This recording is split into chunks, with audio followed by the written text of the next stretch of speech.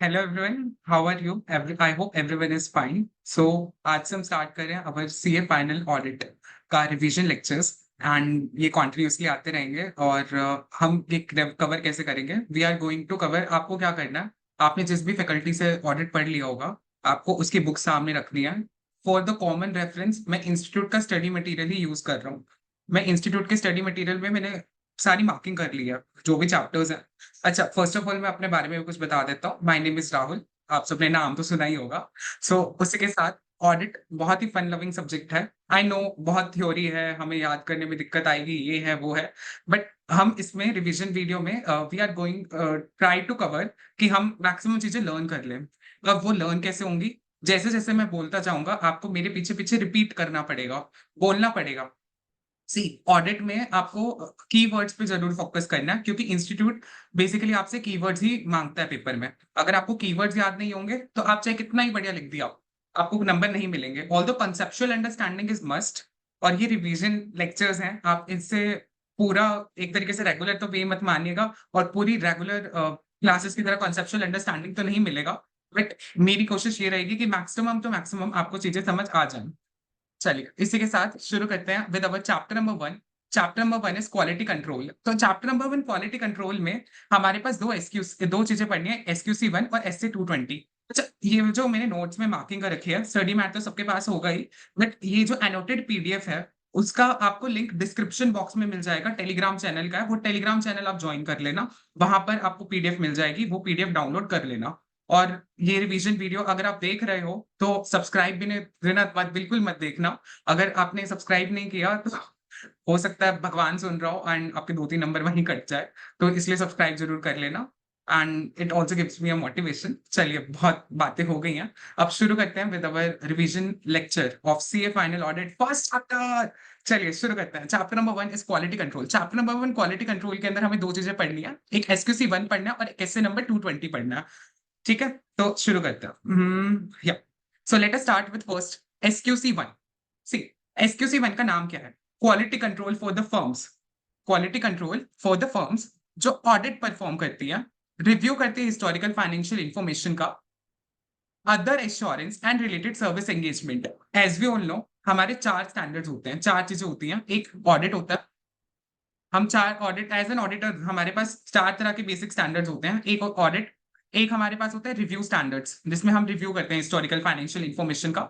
एक हमारे पास assurance services हम प्रोवाइड करते हैं, और एक हमारे पास रिलेटेड सर्विसेज होती है जिसमें हम कोई भी एश्योरेंस, कोई भी ओपिनियन प्रोवाइड नहीं करते हैं। इवन इन पे भी हमारे सिलेबस में अलग अलग स्टैंडर्ड्स हैं। क्योंकि आप रिवीजन वीडियो देख रहे हो तो मैं इतना एज्यूम करूंगा कि आपको चैप्टर्स के नाम तो पता होंगे। रिव्यू के लिए हमारे पास SRE होता है, हमारे पास एश्योरेंस के लिए SAEs होते हैं, standards on assurance engagement, and ऐसा रिलेटेड सर्विसेज के लिए हमारे पास स्टैंडर्ड्स ऑन रिलेटेड सर्विसेज होते हैं। तो ये हमारे पास बहुत तरह तरह के स्टैंडर्ड्स है। तो late us start with our first thing which is SQC 1। SQC 1, भाई रे इतना बड़ा नाम कैसे याद रहेगा पेपर में? तो देखो, क्वालिटी कंट्रोल के दो स्टैंडर्ड्स होते हैं हमारे पास, एक SQC 1 होता है और एक हमारे पास होता है SA 220। SA 220 is based on SA 220 की प्रीमाइसेस पे बेस्ड है। मतलब SQC 1 जो है वो आपका बेस स्टैंडर्ड है। ये क्वालिटी कंट्रोल के बारे में बताता है, quality control for the firms. अपने फर्म का मतलब क्या है यहाँ पर? फर्म का मतलब है आपकी ऑडिट फर्म्स, जो आपकी जो ऑडिट या फिर अदर एश्योरेंस सर्विसेज जो भी प्रोवाइड कर रही है उन्हें फर्म कहा गया है यहाँ पर। ये क्लाइंट की बात नहीं कर रही, या हम ऑडिटर्स की बात कर रहे हैं। फर्म का मतलब यहाँ पर ऑडिटर्स हैं, ना कि आपके क्लाइंट्स वगैरह। तो आपकी जो ऑडिटर्स हैं उन पे क्वालिटी एश्योरेंस, क्वालिटी कंट्रोल की बात करते हैं ये स्टैंडर्ड्स। तो इस स्टैंडर्ड का नाम क्वालिटी कंट्रोल, बोलो मेरे साथ, quality control for the firms. क्या स्टैंडर्ड का नाम भी याद रखना पड़ेगा? बिल्कुल रखना पड़ेगा। कोई बात है ये? आप स्टैंडर्ड का पेपर में खाली SQC 1 कोट कराओगे और स्टैंडर्ड का नाम गलत गलत लिख दिया तो एग्जामिनर नंबर नहीं देगा। दिस इज हार्श रियलिटी, और इसलिए हमें इसे याद करना ही पड़ेगा। तो इसका नाम चलो याद करने में तो क्या ही है, छोटा सा नाम है, quality control for the firms that perform audit. First thing is audit, वो परफॉर्म करते हैं। सेकंड इज रिव्यू करते हैं हिस्टोरिकल फाइनेंशियल इंफॉर्मेशन का। थर्ड हम एश्योरेंस एंगेजमेंट्स प्रोवाइड करते हैं, and fourth one is related services. तब आपको होंगे इतना धीरे धीरे पढ़ा रहा है। देखो, आपका जो स्टार्टिंग में आपने सिलेबस अभी उठाया है, रिवीजन स्टार्ट की है हमने, तो हम स्टार्टिंग में थोड़ी स्पीड स्लो रखेंगे, क्योंकि ऑडिट है। अगर सुन ली बातें याद नहीं रहेंगी, तो इसलिए बस ये पहला पहला चैप्टर है, इसमें थोड़ा मैं ज्यादा एक्स्ट्रा बोल रहा हूँ। बाकी आगे वाले में हम थोड़ा क्रिस्प रिवीजन पे ही फोकस करेंगे। ऑल्दो ऐसा नहीं होगा मैं बस बोले जा रहा हूँ, आप बस सुने जा रहे हो और कुछ समझ नहीं आ रहा, सारा सर के ऊपर से जा रहा है, वो रिवीजन वीडियो देखने का भी कोई फायदा नहीं है। तो हम इसी तरीके से डिटेल में समझेंगे सारी चीजों को। चलिए शुरू करते हैं। First SQC1। SQC1 का नाम आप सबको याद हो ही गया होगा, क्वालिटी कंट्रोल है। क्वालिटी कंट्रोल किस पे? फर्म्स पे। Quality control for the firms, जो चार चीजें परफॉर्म करता है हमारे पास। ऑडिट परफॉर्म करता है, रिव्यू करता है हिस्टोरिकल फाइनेंशियल इन्फॉर्मेशन का, third thing is assurance engagement, and the fourth one is related service engagement. तो एक बार नाम मेरे साथ दोबारा बोल लो। Quality SQC1, quality control for the firms that perform audit and review of historical financial information, other assurance and related service engagement. ठीक है, ओके। अब हर एक स्टैंडर्ड अगर आपने पढ़ा होगा तो उसका एक बेसिक स्ट्रक्चर होता है। सबसे पहले ऑब्जेक्टिव आएगा, फिर उस स्टैंडर्ड की अलग अलग बातें बताई होंगी, उसके रिगार्डिंग ऑडिट प्रोसीजर्स बताए होंगे, तो वो सारी चीजें होती है, डॉक्यूमेंटेशन होता है। तो हर एक सब स्टैंडर्ड का बेसिक ऑब्जेक्टिव होता है। अभी ऑब्जेक्टिव आपसे पेपर में डायरेक्ट नहीं पूछता, बट ये ऑब्जेक्टिव लर्न कर लो, क्योंकि इस ऑब्जेक्टिव के बेसिस पे आपके मैक्सिमम जो स्टैंडर्ड के अंदर बातें लिखी होती हैं वो इसी ऑब्जेक्टिव के अराउंड रिवॉल्व करती हैं। तो हम इसका ऑब्जेक्टिव क्या है SQC1 का? सो फर्म को एक ऐसा system of quality control develop करना है जो उसे एक रीजनेबल एश्योरेंस दे। सबको पता है, इंटर पढ़ के आए हो ना सारे, इतना तो पता होगा कि ऑडिट के अंदर हम रीजनेबल एश्योरेंस प्रोवाइड करते हैं। हाँ, तो फर्म जो है वो एक उसे एक ऐसा system of inter quality control बनाना है जो उसे एक रीजनेबल एश्योरेंस दे। अब रीजनेबल एश्योरेंस किसके रिगार्डिंग चाहिए उसे? एक टर्म याद रख लो, एक शॉर्ट फॉर्म याद रख लो, विच इज PSLR। PSLR क्या होता है? PSLR is professional, statutory, legal and regular and regulatory requirement. Professional, statutory, legal and regulatory requirement. ये मैं PSLR शब्द ना मैक्सिमम रिवीजन वीडियोस में रेफर करूंगा, तो मैं स्टार्ट PSLR आप शब्द याद रख लेना, इसका मतलब ये होता है। तो यहाँ पर इसका बेसिक ऑब्जेक्टिव क्या है? इसका ऑब्जेक्टिव है कि ऑडिटर को कंप्लाई करना है with professional standard, regulatory and legal requirement, और जो भी वो रिपोर्ट, ऑडिट की जो भी रिपोर्ट या फिर जो भी एश्योरेंस एंगेजमेंट्स की जो भी रिपोर्ट वो इशू करेगा, वो क्या होना चाहिए? एप्रोप्रिएट होनी चाहिए सारी सर्कमस्टांसेस में। मतलब रिपोर्ट बिल्कुल सही होनी चाहिए, बिल्कुल बिल्कुल एप्रोप्रिएट रिपोर्ट उसे देनी है। तो फर्स्ट थिंग इज PSLR का कंप्लाई कर रहा हो और ऑडिट रिपोर्ट बिल्कुल एप्रोप्रिएट दो। ठीक है, तो यही आपके दो ऑब्जेक्टिव है। First one is to comply with PSLR and second one is to issue appropriate audit report. Okay, जो जो हाइलाइटेड शब्द है बस आप उतना याद कर लो पेपर के लिए, आपका इन मोर देन इनफ है। हर एक चीज को याद करने जाओगे जितना स्टार्टिंग में लगेगा, चलो सारी चीजें पढ़ लेते हैं।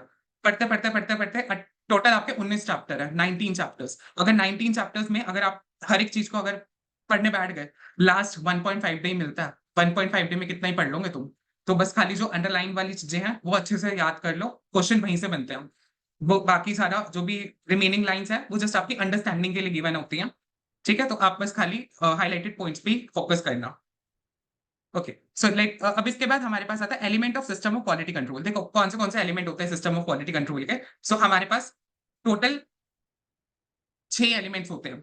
टोटल हमारे पास कितने एलिमेंट्स होते हैं? 6 एलिमेंट्स होते हैं सिस्टम ऑफ क्वालिटी कंट्रोल के। कौन से हैं ये एलिमेंट्स? लीडरशिप रिस्पॉन्सिबिलिटी, सबसे पहले तो आपको लीडरशिप रिस्पॉन्सिबिलिटी है। Second one is ethical requirement, third one is acceptance and continuance of client relationship, fourth one is human resources, fifth one is engagement performance and the sixth one is monitoring. तो ये 5 चीजें हमारे को comply करनी होती हैं। अब ये याद कैसे करेंगे? याद क्या करना है, जैसे आप एक सोशल साइंस का सब्जेक्ट होता था ना आपका क्लास 10th में, वहां जैसे रट्टा मारते थे वैसे यहाँ पर रट्टा मारना है 6 टर्म्स का, कि elements of system of quality control है, हम ये लिखाएंगे 6 टर्म्स। तो ऑडिटर को बेसिकली 6 चीजों के साथ कंप्लाई करना है। First one is leadership responsibility, second one is ethical requirement. 2 बार मेरे साथ बोलो, और एक काम करो, आप एक रफ नोटबुक अपने साथ लेके जरूर बैठो, वहां पर पेन के साथ अपना वीडियो जैसे जैसे सुन रहे हो वैसे वैसे चीजें नोट डाउन करते रहो, क्योंकि आपके जब सारी सेंसेस इन्वॉल्व होंगी, आप मेरे साथ बोल रहे हो, आप साथ साथ लिख रहे हो, आप साथ साथ वीडियो देख रहे हो, तो आपकी सारी सेंसेस जब इन्वॉल्व होती है तो लर्निंग में बहुत ज्यादा हेल्प मिलती है। तो आपको यही काम करना है, जैसे जैसे मैं टर्म्स बोल रहा हूँ, पॉइंट्स बोल रहा हूँ, आप साथ साथ लिखो, साथ साथ मेरे साथ बोलो। 2 बार आप बोलोगे, 2 बार वीडियो देखोगे, एंड 2 बार अगर खुद से एक बार खुद से पढ़ोगे, याद हो जाएगा। ठीक है, तो elements of system of quality control, first one is leadership responsibility, second one is ethical requirement, third one is acceptance and continuance of client relationship, accept करना है और कॉन्टिन्यूएंस ऑफ क्लाइंट रिलेशनशिप के रिगार्डिंग है। फिर है human resources, fifth one is engagement performance and the sixth one is monitoring. Okay, ये एक बार तो हमने देख लिया, अब एक बार अपनी आंखें बंद करो और बोलो। First one is leadership responsibility, second one is ethical requirement, third one is acceptance and continuance of client relationship, fourth one is human resources, fifth one is engagement performance and sixth one is monitoring. हो गया याद? Okay, नहीं हुआ तो एक बार video pause करके learn कर लो, क्योंकि ये अब इन्हीं को हम ये जो 6 के 6 आपके ethical requirements system of quality control की ये जो आपके एलिमेंट्स हैं, ये एलिमेंट्स को ही हम बहुत डीप में डिटेल में हम एक एलिमेंट को पढ़ेंगे आगे जाके। ठीक है, तो फर्स्ट एलिमेंट किस शुरू करें? Leadership responsibility. Leadership responsibility for quality with in a firm. Leadership responsibility का मतलब क्या होता है?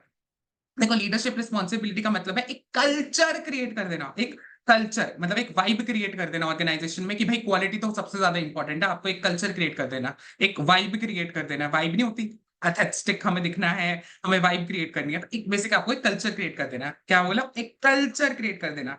ठीक है, aim to develop a culture that quality is important. और ये जो लीडरशिप रिस्पॉन्सिबिलिटी है, ये आप कहां पर इंकॉर्पोरेट करोगे? फर्म की इंटरनल डॉक्यूमेंटेशन के अंदर। देखो, फर्म की जो भी इंटरनल डॉक्यूमेंटेशन होती है उसके अंदर ये इंकॉर्पोरेट कर देना। आई होप मेरी राइटिंग समझ आ रही हो। वैसे मेरी राइटिंग बहुत अच्छी है, बट ये डिजिटल पैन के साथ है, नोट करने में ऐसे ही राइटिंग आती है। धीरे धीरे आदत पड़ जाएगी। तो तो ये आई बट दिखने में समझ आ रही होगी, नहीं आ रही तो बियर कर लेना। सो let us start. Leadership responsibility. Leadership responsibility में सबसे पहले आपको एक कल्चर डेवलप करना है कि भाई क्वालिटी बहुत ज्यादा इंपॉर्टेंट है। सेकंड, आपको फर्म के इंटरनल डॉक्यूमेंटेशन के अंदर भी वो चीज इंकॉर्पोरेट करनी है। अब ये लीडरशिप रिस्पॉन्सिबिलिटी कौन देखेगा? तो लीडरशिप रिस्पॉन्सिबिलिटी देखो, कोई भी एक फर्म होती है उसमें सबसे टॉप मोस्ट कौन होते हैं? आपके फर्म के सीईओ हो गया, या आपके पार्टनर्स वगैरह होते हैं ना, आपके प्रिंसिपल। आर्टिकल जब जिसके अंदर कर रहे थे क्या, बस याद मत दिलाओ।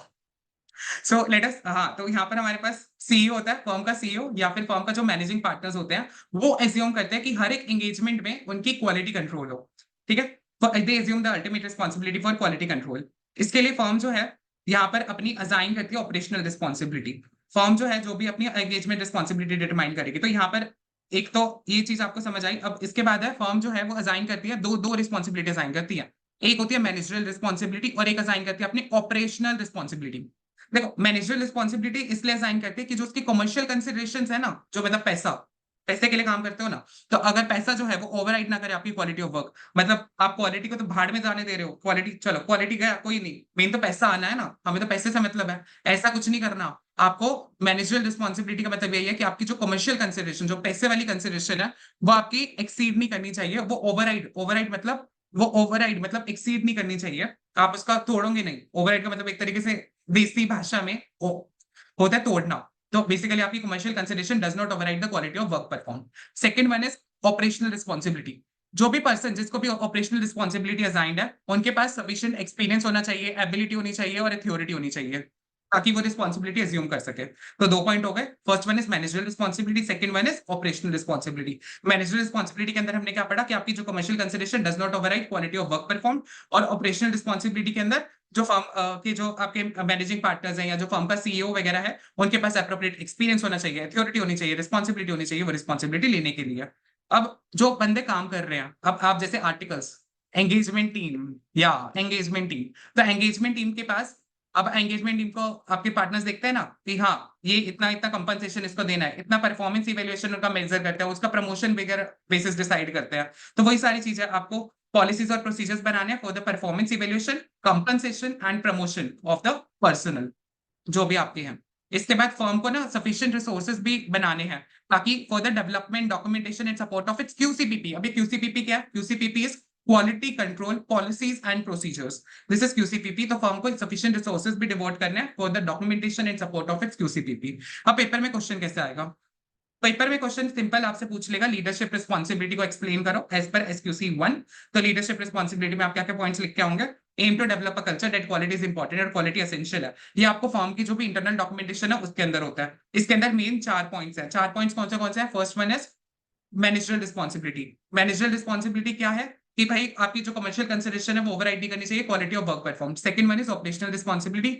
जो फर्म के मैनेजिंग पार्टनर्स हैं या फिर जो भी पार्टनर्स वगैरह हैं, उनके पास अथॉरिटी होनी चाहिए, एबिलिटी होनी चाहिए और नेसेसरी एबिलिटी, अथॉरिटी और एक्सपीरियंस होना चाहिए सारा रोल कंप्लीट करने के लिए। Third one is engagement. जो टीम है उसके पास परफॉर्मेंस इवैल्यूएशन होना चाहिए, कंपनसेशन और उसका प्रमोशन वगैरह, ये सारी चीजें वो पॉलिसीज एंड प्रोसीजर्स के अंदर कवर अप होना चाहिए। And the fourth one is firm के पास सफिशिएंट रिसोर्सेज होने चाहिए for the documentation, development and support of its QCPP. कुछ लोग आएंगे, भाई ये तो हमने बस खाली कीवर्ड्स याद किए हैं, इंस्टीट्यूट का द फर्म, असाइंस, ये वाला the firm, support of its QCPP, इतना इंग्लिश बेसिक बना लेना। हर एक चीज याद करने जाओगे, मैं स्टार्टिंग से बता रहा हूँ, हर एक चीज याद करने जाओगे कुछ याद नहीं रहेगा। खाली कीवर्ड्स अगर याद रह जाए वो भी बहुत है, वो भी मैक्सिमम है। अगर आपने कीवर्ड सही से लिखे हैं और थोड़ा बहुत अपनी इंग्लिश बना लेना, तो आपको नंबर मिल जाएंगे, इंस्टीट्यूट नहीं काटेगा। Keywords is must. पर आप तो सारे समझदार हो, इंटर का एग्जाम क्लियर करके आए हो ऑडिट का, बट एक बार हमने देख लिया, ठीक है। Second one is ethical requirements. Ethical requirement क्या है? तो फर्स्ट प्रिंसिपल हमने फर्स्ट एलिमेंट देख लिया, क्वालिटी कंट्रोल का, लीडरशिप रिस्पॉन्सिबिलिटी दिख गया हो।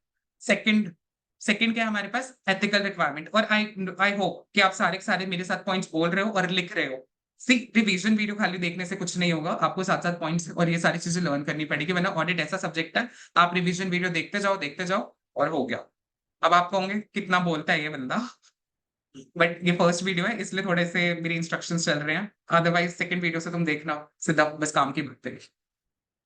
Okay, ethical requirement. Ethical requirement क्या है? पर जो भी पर्सनल है उन्हें कंप्लाई करना है with relevant ethical requirement. Relevant ethical requirements के साथ सारा कंप्लाई करना है। अब ये एथिक्स क्या होते हैं? अरे एथिक्स, आपको झूठ नहीं बोलना, वो एथिक है आपका। आपको बिना किसी बायसनेस के मतलब काम करना है, वो आपका एथिक है। तो आपने 5 फंडामेंटल प्रिंसिपल पढ़े होंगे ना, हमारे 5 फंडामेंटल प्रिंसिपल कौन से हैं एथिकल रिक्वायरमेंट के? इंटीग्रिटी। इंटीग्रिटी का मतलब होता है ऑनेस्टी, आपको ऑनेस्ट रहना है हर ट्रांजेक्शन में, आपको कोई झूठ वगैरह कुछ नहीं करना। ऑब्जेक्टिविटी, बिना किसी बायसनेस के। प्रोफेशनल कॉम्पिटेंस, सारी जानकारी होनी चाहिए आपका। Due care, professional intelligence and due care. इसके बाद आता है कॉन्फिडेंशियलिटी, क्लाइंट का डेटा लीक मत कर देना। आप आर्टिकलशिप पे जा रहे हो, वहां क्लाइंट ने एंगेजमेंट दी है, खुले पब्लिक में लीक कर दी है। अगर कोई इन्फॉर्मेशन पब्लिकली अवेलेबल नहीं है, ऐसे कॉन्फिडेंशियलिटी मेंटेन करनी होती है, कुछ चीज लीक नहीं करनी। Professional behaviour, we are professionals यार, we are auditors, we are professionals, so professionally behave करो। तो ये 5 हमारे पास फंडामेंटल प्रिंसिपल्स एथिकल रिक्वायरमेंट के कौन से हैं? First one is integrity, second one is objectivity, third one is professional competence and due care, fourth one is confidentiality and fifth one is professional behaviour. ठीक है। अच्छा, अयो हम तो एलिमेंट्स में कंफ्यूज हो गए, अयो हम तो एथिकल रिक्वायरमेंट में कंफ्यूज हो गए। कंफ्यूज नहीं होना, एथिकल रिक्वायरमेंट इज अ सब part of your elements of quality control. Ethical requirement छोटा है, क्वालिटी कंट्रोल बड़ा है। क्वालिटी कंट्रोल के एलिमेंट्स के अंदर ही एथिकल रिक्वायरमेंट आता है, और एथिकल रिक्वायरमेंट के अंदर ही ये 5 फंडामेंटल प्रिंसिपल्स आते हैं। ठीक है।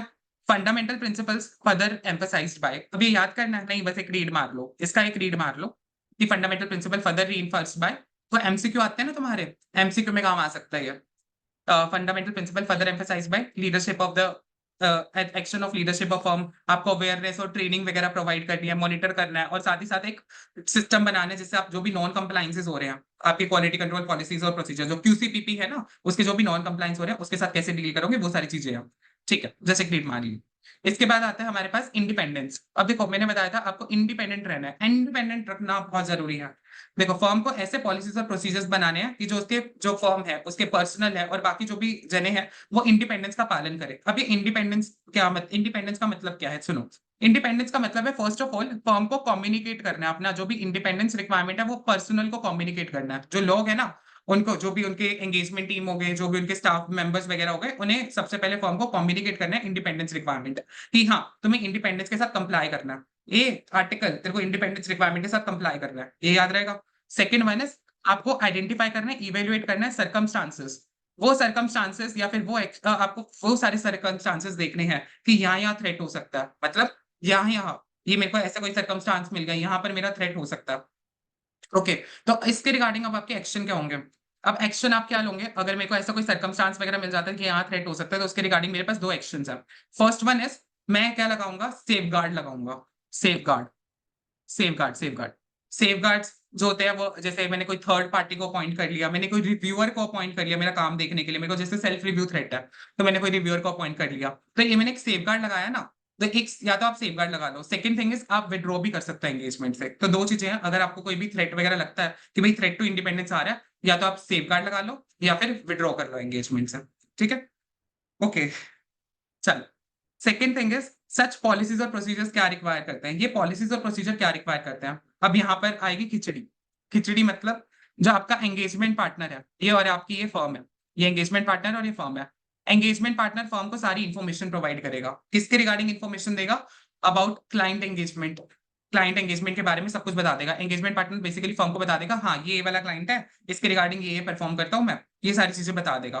फिर आपके जो पर्सनल है ना, एंगेजमेंट टीम बोल देता हूँ मैं इन पर्सनल को, तो जो भी पर्सनल है वो फर्म को बता देंगे कि ये मेरे को थ्रेट लग रहे हैं, यहाँ थ्रेट है इंडिपेंडेंस के, ए फर्म यहाँ इंडिपेंडेंस के थ्रेट है, वो सारी चीज बता देगी। तो एंगेजमेंट पार्टनर फर्म को क्या बताएंगे कि फर्म को ये रेलेवेंट इन्फॉर्मेशन देंगे about the client engagement, client के बारे में इन्फॉर्मेशन प्रोवाइड कर देंगे और एंगेजमेंट पार्टनर फर्म को बता देगा कि ये सर्कमस्टांसेस हैं और ये रिश्ते हैं, ये रिलेशनशिप है जिसके कारण आपके थ्रेट टू इंडिपेंडेंस क्रिएट हो रहा है।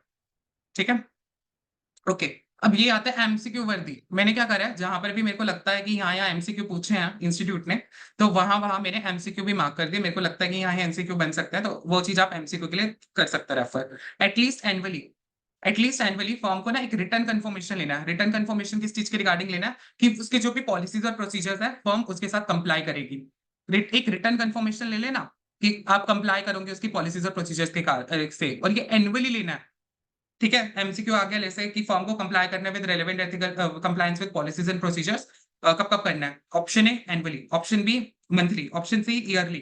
तो ऑप्शन या सॉरी ऑप्शन ईयरली और एनुअली तो एक ही बात हो गई, या फिर 12 डेज या 10 डेज ऐसे कुछ पूछ लिया तो एनुअली वाला टिक कराना। ठीक है, इसके बाद एसक्यूसी 1 जो है वो एक स्पेशल एम्फेसिस देता है फैमिलियरिटी थ्रेट के से। देखो फैमिलियरिटी थ्रेट पे एक बहुत ज्यादा स्पेशल एम्फेसिस देता है। अच्छा, आपको 5 तरह के थ्रेट्स तो पता होंगे, चलो थोड़ा इंटर का जो नॉलेज जानकारी कर लेते हैं। इंटर तो कितने साल दिया था यार, 3 साल हो गए इंटर दिए, 2 साल हो गए इंटर दिए, तो क्या ही याद है हमें ऑडिट में। चलो कोई नहीं, मैं बता देता हूँ 5 तरह के थ्रेट कौन से होते हैं। Self interest threat, self review threat, advocacy threat, familiarity threat और third fifth one is intimidation threat. Oh my god, मेरे को कितनी जानकारी है। चलो, वैसे मैं थोड़ा ज्यादा ही मुंह में मिठा बन रहा हूँ। चलो शुरू करते हैं। Familiarity threat. फैमिलियरिटी थ्रेट का मतलब क्या होता है? फैमिलियरिटी थ्रेट का मतलब है कि अगर आप सेम सीनियर पर्सन, एक ही जना, अगर आपका बहुत लंबे समय तक अगर काम करे किसी भी एंगेजमेंट पे, तो एक ऐसा होता है ना फैमिली का रिश्ता जैसा बन जाता है। जैसे अगर आप किसी क्लाइंट पे जा रहे हो, वहां पर आप उसके साथ आपको एंगेज हो रहे हो, 5-6 साल हो गए, 10 साल हो गए उसके साथ एंगेज हुए, तो एक रिश्ते नहीं बन जाते यार, फैमिली जैसे रिश्ते बन जाते हैं। आए है, तो फिर ऑडिटर क्या कहता है, चल तूने फेक डॉक्यूमेंट दिया, कोई नहीं, ठीक है चलता है, ऐसे ऐसे हो जाता है। तो ऐसा फैमिलियरिटी थ्रेट नहीं करना है। एक फैमिलियरिटी थ्रेट क्रिएट हो जाता है तो ऑडिटर को उसमें बचने के लिए क्या करेगा? वही 2 चीजें, सेफगार्ड कर ले, सेफगार्ड लगाएगा उन सबको एड्रेस करने के लिए। अब सेफगार्ड करते समय क्या क्या चीज देखेगा? सबसे पहले तो वो देखेगा कि नेचर ऑफ एंगेजमेंट। सेफगार्ड लगाने के लिए वो क्या देखेगा? सबसे पहले ऐसी नेचर ऑफ एंगेजमेंट जहां पर आपका पब्लिक इंटरेस्ट इन्वॉल्व हो रहा है। अभी क्राइटेरिया कैसे डिसाइड होगा? देखो, in determining the criteria of the matter कि कहाँ का फैमिलियरिटी थ्रेट हो रहा है, तो सबसे पहले तो वो देखेगा कि कैसा नेचर ऑफ एंगेजमेंट है। कोई ऐसा नेचर ऑफ एंगेजमेंट तो नहीं है जहां पर पब्लिक इंटरेस्ट इन्वॉल्व हो रहा है। जैसे अगर आप बैंक्स का करते हो, इंश्योरेंस का करते हो, तो वहां पर पब्लिक इंटरेस्ट इन्वॉल्व होता है। तो एक तो nature of engagement, second one is मैं कितनी लेंथ ऑफ सर्विस में कवर कर रहा हूँ, वो पर्सनली कितनी लेंथ ऑफ सर्विस में है एंगेजमेंट में। ठीक है, ओके। अब यहाँ पर भी एक एमसीक्यू वर्दी चीज आती है कि जो फाइनेंशियल स्टेटमेंट का जब हम ऑडिट करते हैं, financial statement of listed entity, तो एंगेजमेंट पार्टनर जो है उसे रोटेट करना है एक प्री डिटरमाइंड पीरियड के बाद। जो भी आपका एंगेजमेंट पार्टनर, अगर आप ऑडिट करते हो लिस्टेड एंटिटी का, तो एक एंगेजमेंट पार्टनर होता है, उसे रोटेट करना है एक प्री डिटरमाइंड पीरियड के बाद। और वो प्री डिटरमाइंड पीरियड कितना होना चाहिए? 7 साल से ज्यादा का नहीं होना चाहिए। मतलब हर एक 7 साल बाद एंगेजमेंट पार्टनर को रोटेट करना ही पड़ेगा। लेकिन ये मैंडेटरी रिक्वायरमेंट केवल और केवल लिस्टेड कंपनी के ऑडिट में है। अगर वो भी लिस्टेड कंपनी के, अगर आप ऑडिट करते हो ना फाइनेंशियल स्टेटमेंट का, मतलब आप स्टार्ट ऑडिट कर रहे हो लिस्टेड एंटिटी का, तो हर एक एंगेजमेंट पार्टनर को हर 7 साल में रोटेट करना ही करना है। ठीक है, ये भी एमसीक्यू में पूछ सकता है तुम्हारा कितने ईयर्स है, ये याद रख लेना। 7 साल के विद इन रोटेट करना है। 7 साल से ज्यादा किसी भी एंगेजमेंट पार्टनर भी नहीं लगता, और ये केवल लिस्टेड एंटिटी के फाइनेंशियल स्टेटमेंट ऑडिट पे ही आता है ये एप्लीकेबल। और एक मैंडेटरी पीयर रिव्यू करवाना पड़ेगा। ये पीयर रिव्यू क्या होता है अभी नीचे आएगा, डिटेल में लास्ट में पढ़ेंगे, सारी चीजें समझ आ जाएंगी। ओके, अच्छा अब ये टेस्ट योर अंडरस्टैंडिंग की चीजें हैं, ये आपको होमवर्क है। आपने पूरा लेक्चर अच्छे से सुना, आपने सारी चीजें एक बार रिवाइज कर ली, आपको ये सारी टेस्ट योर अंडरस्टैंडिंग के क्वेश्चन खुद ही देखने हैं। हर चीज एक्सपेक्ट, स्पून फीडिंग मत एक्सपेक्ट करो। तो टेस्ट योर अंडरस्टैंडिंग के क्वेश्चंस आप खुद पढ़ोगे, खुद थोड़ा नॉलेज लगाओगे, कुछ चीजें समझोगे। अगर नहीं आएगा तो ये वीडियो का कमेंट सेक्शन है, यहाँ डाल देना, मैं बता दूंगा। बट ट्राई जरूर अपनी हैंड से करना, क्योंकि इंस्टीट्यूट कई बार ये सेम क्वेश्चन भी पेपर में पूछ लेता है। तो हमने सेकंड हमारा प्रिंसिपल कंप्लीट कर लिया, विच इज सेकंड एलिमेंट कर लिया हमने, which is ethical requirement. Ethical requirement के अंदर हमने बेसिकली इंडिपेंडेंस और ये सारी चीजें देखी, और फैमिलियरिटी थ्रेट के रिगार्डिंग हमने बातें की। फिफ्थ नेक्स्ट हमारे पास आता है acceptance and continuance of client relationship and specific engagement. Third element बोलो, acceptance and continuance of client relationship and engagement and specific engagement. और ये मैं बता दूं, ये क्वेश्चन आया नवंबर बोल रहा हूँ मैं, ये क्वेश्चन आया आपका मई 24 के एग्जाम में, ये वाला क्वेश्चन आया हुआ है। Acceptance and continuance of client relationship and specific engagement, तो ताजा ताजा क्वेश्चन आया हुआ है, तो इंपॉर्टेंट भी है। चलो, तो engagement, acceptance and continuance of client relationship and specific engagement में ऑडिटर को ना यहाँ पर 3 चीजें देखनी है। कौन सी 3 चीजें देखनी है? सबसे पहले तो क्लाइंट की integrity, second one is competence, and the third one is compliance with ethical requirement. तो तीन चीजें बताओ कौन सी देखनी है। इंटीग्रिटी क्लाइंट की इंटीग्रिटी देखनी है। सेकंड वन इज कॉम्पिटेंस देखना है, एंगेजमेंट टीम का कॉम्पिटेंस देखना है कि एंगेजमेंट टीम कॉम्पिटेंट होनी चाहिए ना, उसके पास मतलब टाइम होना चाहिए, रिसोर्सेज होने चाहिए, सब कुछ परफॉर्म करने के लिए engagement. And third one is आपको एथिकल रिक्वायरमेंट के साथ भी कंप्लाई करना है। अब एक एक पॉइंट को हम इधर ही एक्सप्लेन करते हैं। ये एथिकल रिक्वायरमेंट ऊपर ऊपर पढ़ के आयो ना इतना डिटेल में, वही सारी चीजें है। अब इंटीग्रिटी और कॉम्पिटेंस को एक एक करके डिफाइन करते हैं। सबसे पहले विद रिगार्ड टू इंटीग्रिटी, अब देखो इंटीग्रिटी के रिगार्डिंग अगर मैं क्लाइंट की इंटीग्रिटी के रिगार्डिंग बात करूं तो सबसे पहले, ओह माय गॉड, सात सात पॉइंट्स है, कोई नहीं, सीक्वेंस हमने बना रखा है, उस हिसाब से याद कर लेंगे। तो देखो क्लाइंट के प्रिंसिपल ओनर्स और केएमपी के रिगार्डिंग ना दो पॉइंट्स हैं। जो आपके क्लाइंट के प्रिंसिपल ओनर्स है ना, और जो आपके की मैनेजर पर्सन है, उनके रिगार्डिंग दो पॉइंट है। सबसे पहले तो है आइडेंटिटी और business reputation, identity and business reputation of client principal owners and KMP, client principal owners KMP का आइडेंटिटी और business reputation. Second one is जो क्लाइंट के प्रिंसिपल ओनर्स होते हैं और केएमपी होते हैं उनका एटीट्यूड। तो क्लाइंट के जो प्रिंसिपल होते हैं और जो की मैनेजर पर्सन होते हैं उनकी दो चीजें आपको देखनी है। First one is identity of business reputation, पहले तो उनकी रेपुटेशन देखनी है। First thing is reputation, second उनका एटीट्यूड देखना है, एटीट्यूड। ठीक है, तो दो चीजें हमारे पास क्या है क्लाइंट के प्रिंसिपल और केएमपी के regarding. First one is identity and business reputation, second one is attitude. ये दो चीजें हो गई। फिर आपके दो पॉइंट्स हो गए। चलो थर्ड पॉइंट हमारे पास आता है नेचर ऑफ क्लाइंट ऑपरेशंस, कि क्लाइंट का ऑपरेशन क्या है, किस चीज में डील करता है, कौन सी इंडस्ट्री में है, वो चीज आपको देखनी है, nature of client operation. Okay, next is क्या क्लाइंट आपका मनी लॉन्ड्रिंग के अंदर इन्वॉल्व है, क्या क्लाइंट आपका मनी लॉन्ड्रिंग के अंदर इन्वॉल्व है। ये चार चीजें हो गई। अब आपके जो बाकी के पॉइंट्स है ना वो है ऑडिटर से रिगार्डिंग। अब ऑडिटर से रिगार्डिंग है, बाकी के जो भी चार पॉइंट्स हैं वो आपके ऑडिटर से रिगार्डिंग है। मतलब फर्म जो है वो एग्रेसिवली कंसर्न है कि आपकी फर्म की जो फीस है उसे एज लो एज पॉसिबल करना चाहती है, आपकी फर्म की फीस को घटाना चाहती है। सेकंड वन इज आपके काम पे, ऑडिटर के काम पे लिमिटेशन लगाना चाहती है। And reasons of propose appointment और non appointment of the previous firm, आपकी फर्म को अपॉइंट नहीं कर रही या फिर नॉट अपॉइंट कर रही है। ओके, सात पॉइंट्स एक बार याद कर लेते हैं। फर्स्ट वन इज दो पॉइंट हमारे पास प्रिंसिपल ओनर्स और केएमपी से रिलेटेड। प्रिंसिपल ओनर्स और केएमपी में क्या है, फर्स्ट वन इज उनका आइडेंटिटी और business reputation, second one is attitude of the client, principal owners और केएमपी। दो पॉइंट हो गए प्रिंसिपल ओनर्स से, चलो done. Third thing is nature of operation, nature of client operation. Fourth point is आपका क्या क्लाइंट मनी लॉन्ड्रिंग के अंदर इन्वॉल्व हो सकता है। अब बाकी के जो तीन पॉइंट्स बनेंगे वो ऑडिटर से रिगार्डिंग है। अब ऑडिटर से रिगार्डिंग क्या हो गया कि क्लाइंट एग्रेसिवली कंसर्न है, वो फर्म की फीस को एज लो एज पॉसिबल करना चाहता है। और क्लाइंट जो है reasons of propose non appointment, reappointment of firm, और आपके काम पे लिमिटेशन लगा रहे हैं on your scope of work. ये थे। अब क्वेश्चन भूल गए है, हमने तो पॉइंट्स याद रख लिया, क्वेश्चन भूल गए। नहीं, क्वेश्चन नहीं भूलना। ये क्वेश्चन है इंटीग्रिटी के रिगार्डिंग, इंटीग्रिटी ऑफ क्लाइंट के रिगार्डिंग फर्म को क्या क्या चीजें कंसीडर करनी चाहिए। ओके, अब ये हमने फर्स्ट चीज देख ली which is acceptance and continuance of client engagement में, तो आप क्लाइंट की इंटीग्रिटी देखते हो। सेकंड वन इज क्लाइंट की कॉम्पिटेंस भी देखनी है with respect to time, resources वगैरह के रिगार्डिंग। तो यहाँ पर वही है कैपेबिलिटी, टाइम, रिसोर्सेज के रिगार्डिंग आपको क्या क्या चीजें देखनी है। सबसे पहले तो नॉलेज देखनी है, पर्सनल के पास काम की नॉलेज तो होनी चाहिए ना। बिना नॉलेज के आप इनकम टैक्स रिटर्न भरने बैठ गए, क्या ही समझ आएगा। टैक्स के प्रोविजन पता होने चाहिए ना, तो नॉलेज तो होनी चाहिए। ऑफ द रेलेवेंट इंडस्ट्री के बारे में भी पता होना चाहिए, सब्जेक्ट मैटर के बारे में भी पता होना चाहिए। मैंने जो इनकम टैक्स का एग्जांपल लिया। Second thing is experience, firm के पास नेसेसरी एक्सपीरियंस होना चाहिए। जो भी फर्म पर्सनल है उनके पास एक्सपीरियंस होना चाहिए। किस चीज का एक्सपीरियंस होना चाहिए, रेगुलेटरी और रिपोर्टिंग रिक्वायरमेंट का। जैसे लेट्स से मैं कोई लिस्टेड कंपनी का ऑडिट कर रहा हूं तो मेरे को सेबी एलओडीआर के प्रोविजंस, मेरे को सेबी जो एक्ट है ना उसके प्रोविजंस के बारे में पता होना चाहिए। इसके बाद अब ये तो नाम से पता चल रहा है capability competence, capability competence, engagement partner के पास कैपेबिलिटी और कॉम्पिटेंस होना चाहिए। एक्सपर्ट्स, अब देखो एक्सपर्ट्स जो है, एक्सपर्ट्स अवेलेबल हो जाए जब भी हमें चाहिए, experts will be available whenever necessary. इसके बाद इंडिविजुअल जो भी क्राइटेरिया मीट कर रहे हैं और एलिजिबिलिटी रिक्वायरमेंट वगैरह सब मीट कर दें for the engagement quality control review. एक EQCR होता है, engagement quality control, engagement quality control review. तो एंगेजमेंट क्वालिटी कंट्रोल रिव्यू का क्राइटेरिया वगैरह होता है, तो जो हमारा डिटेल में आगे पढ़ेंगे तो वो वाला क्राइटेरिया मीट होना चाहिए। And third thing and last thing is कि वो कंप्लीट कर ले एंगेजमेंट रिपोर्टिंग डेडलाइन के अंदर। मतलब डेडलाइन हमारा लेट्स से मार्च तक का डेडलाइन है, क्या वो एंगेजमेंट को with in the deadline complete कर पाएंगे कि नहीं कर पाएंगे।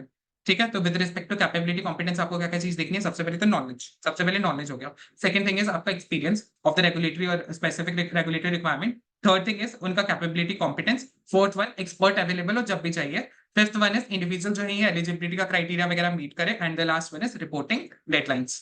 ओके, इसके बाद हमारे पास आता है obtaining information causing a decline in engagement. अगर आप ऑब्टेन ऐसी कोई इन्फॉर्मेशन वगैरह आपको मिलती है during the engagement, let's say auditor को कोई ऐसी इन्फॉर्मेशन मिल रही है जिसकी वजह से जिसकी उस इन्फॉर्मेशन की रीजन की वजह से वो अपनी एंगेजमेंट को ही डिक्लाइन कर देगा, मतलब एंड कर देगा अपनी एंगेजमेंट के रिलेशनशिप को। तो उस सिचुएशन में क्या कंसिडर करेगा, देखो यहाँ पर where the firm obtains information that would have caused it to decline an engagement if that information was available earlier। अगर ये वाली इन्फॉर्मेशन उसे पहले पता होती तो वो एंगेजमेंट को पहले ही डिक्लाइन कर लेता, लेकिन अब ये एंगेजमेंट एक्सेप्ट कर लिया, अब उसे कोई ऐसी इन्फॉर्मेशन मिली जहां पर अगर वो एंगेजमेंट को डिक्लाइन करेगा, तो यहाँ पर उस सिचुएशन में वो उसे क्या क्या चीजें कंसीडर करनी है। फर्स्ट वन इज उसे पीएसएलआर कंसीडर करना, वही चीज पीएसएलआर उसे कंसीडर करना, उसकी प्रोफेशनल और लीगल रिस्पॉन्सिबिलिटी देखनी है। Professional legal responsibility with regarding to what, कि उसे रिपोर्ट करना है उस पर्सन को जिसने उसका अपॉइंटमेंट किया, जिस भी पर्सन ने, जैसे लेट्स से ऑडिटर का अपॉइंटमेंट वैसे तो बोर्ड ऑफ डायरेक्टर्स ने लेट से अपॉइंट किया, तो उनकी प्रोफेशनल लीगल रिस्पॉन्सिबिलिटी हो जाएगी कि उन्हें बताना पड़ेगा बोर्ड को, मतलब जिसने उसका अपॉइंटमेंट किया उसको उसको बताना पड़ेगा, या रेगुलेटरी अथॉरिटीज जैसे आपका आईसीआई हो गया, उसको बताना पड़ेगा। And second thing is possibility of withdraw from the engagement. अगर वो इन्फॉर्मेशन अगर आपको बाद में मिल रही है जिससे डिक्लाइन करोगे, तो आपको विड्रॉ फ्रॉम एंगेजमेंट की भी पॉसिबिलिटी वगैरह देखनी पड़ेगी। तो अगर कोई भी आपको इन्फॉर्मेशन ऑब्टेन होती है, obtaining information which causes a decline in engagement, so you have to consider two things. The first one is PSLR। आपको PSLR देखना पड़ेगा कि आपको कि आपको रिपोर्ट करना है टू द पर्सन जिसने आपका अपॉइंटमेंट मीट किया या फिर रेगुलेटरी अथॉरिटीज को। And second one is possibility of withdrawn from the engagement. इसके बाद जो पॉलिसीज और प्रोसीजर्स होते हैं विड्रॉ ऑफ एन एंगेजमेंट, तो इसके अंदर पॉलिसीज और प्रोसीजर्स क्या हैं, सबसे पहले आप डिस्कस करोगे विद एप्रोप्रिएट मैनेजमेंट, टीसीडब्ल्यूजी वगैरह से आपको डिस्कस करना है। अब पॉलिसीज और प्रोसीजर विड्रॉल के रिगार्डिंग, जो सेकंड ऑप्शन था ना विड्रॉ वाला, तो विड्रॉल के रिगार्डिंग क्या क्या प्रोसीजर्स पॉलिसी आप फॉलो करोगे, तो इसके रिगार्डिंग आप क्या क्या पॉलिसी प्रोसीजर करोगे। सबसे पहले तो आप डिस्कस करोगे, डिस्कस किसके साथ करना है, appropriate level of management, TCWG वगैरह के साथ डिस्कस करोगे। First thing is discussion. Second one is आप क्या करोगे, देखोगे आपने सबसे पहले डिस्कस कर लिया टीसीडब्ल्यूजी वगैरह से और मैनेजमेंट से कि एप्रोप्रिएट एक्शन जो भी वो लेंगे। सेकंड आप देखोगे कि क्या विड्रॉ करना सही है, क्या वो एप्रोप्रिएट है मेरा विड्रॉ करने का, तो वो चीज आप एप्रोप्रिएटनेस ऑफ विड्रॉल वो आप डिस्कस करोगे मैनेजमेंट के साथ और वही टीसीडब्ल्यूजी के साथ। टीसीडब्ल्यूजी आई गेस सबको पता होगा, टीसीडब्ल्यूजी मतलब होता है those charge with governance. Even इस पे एक हमारा स्टैंडर्ड भी है, वो भी हम डीप में देखेंगे, वो हमारा चैप्टर नंबर 2 है, उसके अंदर हमें डीप में देखना है। ओके, इसके बाद नेक्स्ट आपको कंसीडर करना है पीएसएलआर, आपको प्रोफेशनल स्टैट्यूटरी और रेगुलेटरी रिक्वायरमेंट भी कंसीडर करना है। And the last one is आप सब चीजें डॉक्यूमेंट कर लो जो भी सिग्निफिकेंट इश्यूज है, कंसल्टेशन और कंक्लूजन। तो विड्रॉल के समय आप क्या क्या चीजें देखोगे, कौन से पॉलिसीज और प्रोसीजर आप देखोगे on withdrawal from the engagement, चार चीजें देखोगे। सबसे पहले तो बातचीत कर लो, डिस्कशन कर लो एंगेजमेंट पार्टनर और जो भी आपके मैनेजमेंट और जो आपके टीसीडब्ल्यूजी उसके साथ आप डिस्कशन कर लो रिगार्डिंग द एप्रोप्रिएट एक्शन जो भी वो लेंगे। सेकंड आप देखो कि आपकी एप्रोप्रिएटनेस ऑफ विड्रॉल जो भी आप डिस्कस कर लो विद मैनेजमेंट और टीसीडब्ल्यूजी के साथ। थर्ड थिंग है आप कंसीडर करो पीएसएलआर को, पीएसएलआर जो है professional and statutory regulatory requirement को कंसीडर करो। एंड लास्ट में आप डॉक्यूमेंट कर लो, डॉक्यूमेंट क्या क्या करना है, significant issues, consultation and conclusion. Okay, next ethical requirement का हमारा element is your human responsibility. अब ह्यूमन रिस्पॉन्सिबिलिटी के रिगार्डिंग क्या बात है, देखो ह्यूमन रिसोर्सेज के रिगार्डिंग क्या है, ह्यूमन रिसोर्सेज हमारा क्या होना चाहिए, कैपेबल होना चाहिए, कॉम्पिटेंट होना चाहिए, कमिटेड। बोलो हमारा ह्यूमन रिसोर्स कैसा हो, कैपेबल, कमिटेड, कॉम्पिटेंट हो। हमारा ह्यूमन रिसोर्स कैसा हो, कैपेबल, कॉम्पिटेंट और कमिटेड हो। ठीक है, और ओके, तो ये जो आपका ह्यूमन रिसोर्स होता है वो आपको एंगेजमेंट की आपकी एंगेजमेंट परफॉर्म करेगा इन अकॉर्डेंस विद वही अगेन पीएसएलआर के अकॉर्डिंग आपके एंगेजमेंट को perform your engagement in accordance with PSLR and issue करेगा एप्रोप्रिएट रिपोर्ट। भाई ला ये तो हमने कहीं पढ़ा है, कहाँ पढ़ा था, ऑब्जेक्टिव, तभी बोला था ऑब्जेक्टिव को याद कर लेना। तो यही ह्यूमन रिसोर्सेज में ऑब्जेक्टिव आ जाएगा कि तो उसे पीएसएलआर के साथ कंप्लाई करना है। एंड सेकंड वन इज उसे ऑडिट रिपोर्ट इशू करनी है जो एप्रोप्रिएट हो सर्कमस्टांस। अब पॉलिसीज और प्रोसीजर्स के इश्यूज कौन से हैं रिगार्डिंग ह्यूमन रिसोर्सेज के पॉलिसीज और प्रोसीजर्स क्या है, पॉलिसीज और प्रोसीजर्स के इश्यूज क्या क्या है रिगार्डिंग ह्यूमन रिसोर्सेज, तो वो इश्यूज कौन से first one is compensation, second one is training, third one is career development, performance evaluation. ये सारे के सारे आपके कुछ इश्यूज हैं regarding policies and procedure of human resources, compensation, training, career development, performance evaluation, ये कुछ आपके बेसिक चीजें हैं, ये जो आप देखोगे। इसके बाद फर्म को ना असाइन करनी है अपनी responsibility for each engagement for the engagement partner. Okay, ये एंगेजमेंट पार्टनर के रिगार्डिंग कुछ पॉलिसीज एंड प्रोसीजर्स हैं, एक एक करके देख लेते हैं एंगेजमेंट पार्टनर के रिगार्डिंग क्या क्या पॉलिसीज प्रोसीजर्स हैं। सबसे पहले तो फर्म को आइडेंटिफाई करना है रोल और आइडेंटिटी जो वो ऑफ द एंगेजमेंट पार्टनर जो वो कम्युनिकेट किसको करेगी, की मेंबर्स ऑफ द क्लाइंट के मैनेजमेंट और टीसीडब्ल्यूसी को जो बताएगी। सबसे पहले तो जो भी आपका एंगेजमेंट पार्टनर है ना, एंगेजमेंट पार्टनर का रोल और जो भी उसकी आइडेंटिटी है वो आपको फर्म को क्लाइंट के टीसी मैनेजमेंट और जो उसके टीसीडब्ल्यूजी वगैरह होते हैं उनको बताना होता है। और जो भी रिस्पॉन्सिबिलिटी हम असाइन कर रहे हैं एंगेजमेंट पार्टनर को वो उसको बिल्कुल सही बता दो। तो 2 चीजें तो बताने वाली हो गई कि फर्म जो है, एंगेजमेंट पार्टनर जो है उसकी जो भी आइडेंटिटी है और जो उसका रोल है वो कम्युनिकेट करेगी टू द क्लाइंट की मैनेजमेंट को। और सेकंड थिंग इज जो भी रिस्पॉन्सिबिलिटी एंगेजमेंट पार्टनर की है वो उस एंगेजमेंट पार्टनर को हम बिल्कुल अच्छे से डिफाइन कर देंगे। और एंगेजमेंट पार्टनर कैसा हो, कैपेबल, कॉम्पिटेंट और कमिटेड हो। हमारा एंगेजमेंट पार्टनर कैसा हो, कैपेबल, कॉम्पिटेंट और कमिटेड होना चाहिए। तो एंगेजमेंट पार्टनर के रिगार्डिंग रोल्स और रिस्पॉन्सिबिलिटी में क्या है, सबसे पहले आप आइडेंटिफाई करोगे उसका रोल वगैरह जो भी कम्युनिकेट करोगे to the key members of the client management और टीसीडब्ल्यूजी। सेकंड, जो रिस्पॉन्सिबिलिटी होगी एंगेजमेंट पार्टनर की वो उसको कम्युनिकेट कर दोगे एंड हमारा एंगेजमेंट पार्टनर हो कैसा हो, कैपेबल, कॉम्पिटेंट और कमिटेड हो। ठीक है, ये चीज हमें देखनी है। ओके, नेक्स्ट हमारे पास आता है engagement performance. Fifth element is our engagement performance. अब एंगेजमेंट परफॉर्मेंस में क्या है, कंसिस्टेंसी आप क्वालिटी में कैसे अचीव कर सकते हो। देखो, कंसिस्टेंसी में क्वालिटी में कैसे अचीव कर सकता हूँ, सबसे पहले तो मैं ब्रीफ करूंगा। ब्रीफिंग करूंगा। सेकंड वन इज मैं कंप्लाई करूंगा विद एसएस, एंगेजमेंट स्टैंडर्ड्स के साथ मैं कंप्लाई करूंगा। ठीक है, देन मैं आप सुपरवाइज करूंगा और ट्रेनिंग दूंगा, सुपरविजन और ट्रेनिंग दूंगा, सुपरविजन एंड ट्रेनिंग। सेकंड हमारा मतलब ट्रेनिंग एंड डेवलपमेंट हो गया। नेक्स्ट वन इज मैं रिव्यू करूंगा काम को, जो कि मेरा मेथड है रिव्यू करने का काम का। और मैं लास्ट में डॉक्यूमेंटेशन करूंगा। 5 चीजें हो गई। पहला चीज ब्रीफ करना, first thing is briefing. Second one is SS का पालन करूंगा, मतलब मैं एंगेजमेंट स्टैंडर्ड्स के साथ कंप्लाई करूंगा। Third thing training and development, मतलब engagement supervision, training and development. Fourth review करूंगा मैं काम को, method of reviewing the work. And the last one is documentation, जो भी काम होगा उसको मैं डॉक्यूमेंट कर लूंगा। तो 5 चीजें बताओ मेरे को, कंसिस्टेंसी एंड क्वालिटी हम कैसे अचीव कर सकते हैं। ब्रीफिंग, एसएस का compliance, supervision and training. Next one is your review करूंगा मैं काम को, लास्ट में मैं डॉक्यूमेंटेशन कर दूंगा। ओके, अब ये बहुत इंपॉर्टेंट है कंसल्टेशन। कंसल्टेशन पे स्टेप 8 क्वेश्चन भी आपका आ सकता है। देखो, कंसल्टेशन हम किस पे लेंगे, जैसे आप डॉक्टर के साथ कंसल्ट करते हो, कोई बीमारी हुई तभी कंसल्ट करोगे ना, कोई डिफिकल्ट मैटर हो गया। सिमिलरली ऑडिटर कंसल्ट करेगा। ऑडिटर किससे कब कब कंसल्ट करेगा, डिफिकल्ट कौन से मैटर्स पे कंसल्ट करेगा, जो डिफिकल्ट मैटर होंगे उस पे कंसल्टेशन लेगा ना। अभी कंसल्टेशन आप विद इन भी एंटिटी ले सकते हो और आउटसाइड द एंटिटी भी ले सकते हो। तो वही चीज बता रहा है कि कंसल्टेशन इन डिफिकल्ट और कॉन्टेंटियस मैटर्स। अभी कॉन्टेंटियस मैटर्स कौन सा होता है, कॉन्टेंटियस मैटर्स भी डिफिकल्ट मैटर्स जो होते हैं, हाई फंडू नाम जो मैंने बताया था, अभी क्या है रट्टा मार लो, कॉन्टेंटियस मैटर्स। और तब भी भूल जाओ पेपर में, कोई दिक्कत नहीं है, डिफिकल्ट मैटर लिखाओ, नंबर नहीं, नंबर मिल जाएंगे। रेदर देन कुछ गलत लिख के आने से बढ़िया डिफिकल्ट मैटर लिखाना, अगर याद रहे तो। चलो, मेरे को तो याद है, मैं बोल देता हूँ। कंसल्टेशन इन डिफिकल्ट और कंटेंटेनियस मैटर्स। तो यहाँ पर इस सिचुएशन में आपको एंगेजमेंट में आपको क्या लेना, कंसल्टेशन लेना पड़ेगा। ओके, अब कंसल्टेशन आप देखो किससे ले सकते हो, कंसल्टेशन आप विद इन द फर्म भी ले सकते हो, आउटसाइड द फर्म भी ले सकते हो। अब कंसल्टेशन किससे लोगे, जो बंदा एक्सपर्ट होगा उसी से तो कंसल्टेशन लोगे ना। तो जिसकी स्पेशलाइज्ड एक्सपर्टीज होगी वो डिफिकल्ट और कंटेंटेनियस मैटर्स को रिजॉल्व करने में। ओके, एक फर्म को एक्सटर्नल कंफर्मेशन अगर ली है, अगर एक फर्म जो है नीडिंग एक्सटर्नल कंसल्टेशन वो ले सकती है। कंप्लीट और प्रॉपर डॉक्यूमेंटेशन लेकिन आपको मेंटेन करना पड़ेगा, आपको एक प्रॉपर डॉक्यूमेंटेशन मेंटेन करना पड़ेगा अगर आप कंसल्टेशन ले रहे हो। Proper documentation with respect to two things. The first one is जो भी आपने इश्यूज इन्वॉल्व हुए हैं, and second one is the what are the results of those consultations, उसके रिगार्डिंग आपको एक बिल्कुल प्रॉपर, आपको एक प्रॉपर डॉक्यूमेंटेशन, कंप्लीट और प्रॉपर डॉक्यूमेंटेशन लेना पड़ेगा। ओके, तो ये कंसल्टेशन के रिगार्डिंग पॉइंट है। कंसल्टेशन क्या होता है दोबारा बता देता हूँ। कंसल्टेशन रेफर्स टू आपको डिफिकल्ट और कंटेनियस मैटर्स होते हैं, उसके रिगार्डिंग आपको कंसल्टेशन लेना होता है। कंसल्टेशन आप विद इन द फर्म भी ले सकते हो, आउटसाइड द फर्म भी ले सकते हो।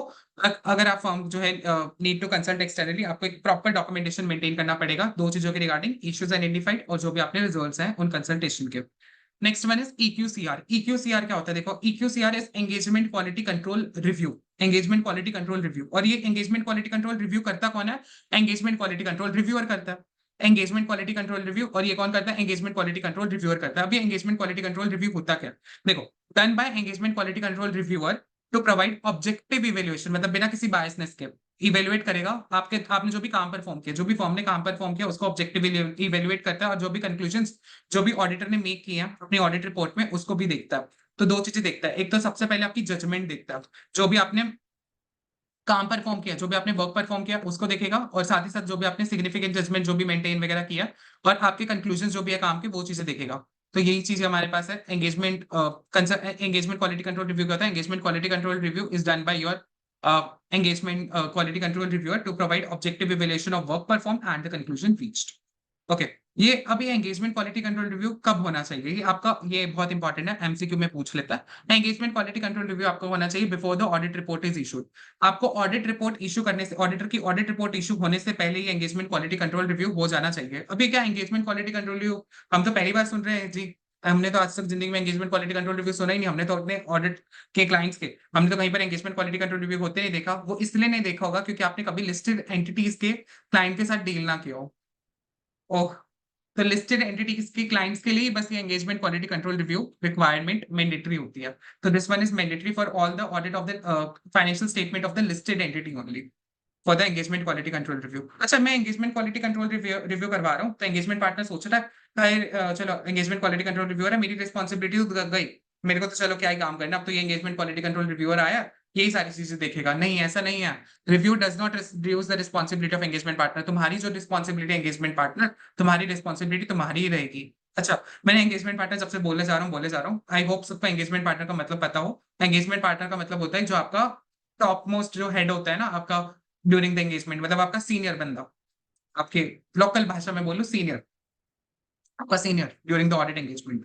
ओके, अब इसमें एंगेजमेंट क्वालिटी कंट्रोल रिव्यू अगर आप कर रहे हो फॉर द लिस्टेड एंटिटीज का, तो उसमें आपको क्या देखना है, अगेन मई 24 का कुछ एंगेजमेंट क्वालिटी कंट्रोल रिव्यू का अगर आप ऑडिट करो फॉर द लिस्टेड एंटिटीज, तो आपको क्या क्या चीजें देखनी होंगी। तो आपको देखना होगा क्या, अब ये देखो इतने अयो यो यो इतने सारे पॉइंट्स। कोई नहीं, हम है ना, राहुल किस लिए है। तो हमने एक मेमोरी टेक्निक बनाई है, आपको वो मेमोरी टेक्निक याद कर लो, आपका काम बन जाएगा। अच्छा, कौन कौन बचपन में सीआईडी देखता था, सीआईडी जो जो देखता था उसके लिए मेमोरी टेक्निक बहुत आसान है। सीआईडी में एक सीएमए आया आरजे नाम का, सीआईडी में सीएमए आया एक आरजे यो यो, एक आरजे नाम का एक सीआईडी में सीएमए आया, कॉस्ट मैनेजमेंट अकाउंटेंट आया। इस हिसाब से मेमोरी टेक्निक याद कर लो। थोड़ी वाहियात मेमोरी टेक्निक है, लेकिन ये वाहियात वाहियात चीजें ही एग्जाम में याद रह जाती हैं और आपके सारे पॉइंट्स बन जाते हैं। तो याद रख लेना, CID CMA RJ listed entities का अगर आप एंगेजमेंट क्वालिटी कंट्रोल रिव्यू कर रहे हो तो इसकी मेमोरी टेक्निक है CID CMA RJ. CID CMA RJ का मतलब क्या, सबसे पहले तो सीआईडी, सी से हमारा आता है, सी से इस कंसल्टेशन। पहले मैं ना एक बार शॉर्ट जो मैंने नोट्स वर्ड्स की मीनिंग है वो बता देता हूँ। ये एक मिमोनिक टेक्निक होती है, आई होप सारे यूज ही करते होंगे, मेरे को ये तो बताना नहीं पड़ेगा। तो ये मिमोनिक टेक्निक ही है। सो सी से हमारा है कंसल्टेशन, सो आपको कंसल्टेशन लेना है। सेकंड वन इज आई से हमारे पास है इंडिपेंडेंस, डी से डॉक्यूमेंटेशन। बोलो सीआईडी का मतलब बोलो, सी से कंसल्टेशन, आई से इंडिपेंडेंस और डी से डॉक्यूमेंटेशन। सी से हमारे पास आता है कम्युनिकेशन, अगेन जो दूसरा सी है वो है कम्युनिकेशन। एम से है मिस स्टेटमेंट। फिर ए से appropriateness of audit report, A से क्या appropriateness of audit report. R से हमारे पास क्या है, आर से हमारे पास है रिस्क आइडेंटिफाइड और जे से हमारे पास है जजमेंट्स इन्वॉल्व्ड। तो बोलो दोबारा से, सीआईडी सीएमए आरजे। सी से हमारे पास कंसल्टेशन, आई से इंडिपेंडेंस, डी से डॉक्यूमेंटेशन। हो गया याद।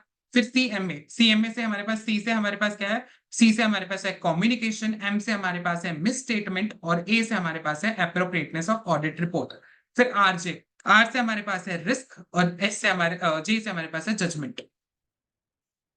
तो वही चीज हमारे पास है, देखो पॉइंट्स अगेन मैं बता देता हूँ। सबसे पहले सी से अप्रोप्रिएट कंसल्टेशन आपने लियो, सारे के सारे जहां पर भी मैटर्स हैं उन पे आपको अप्रोप्रिएट कंसल्टेशन लेनी है।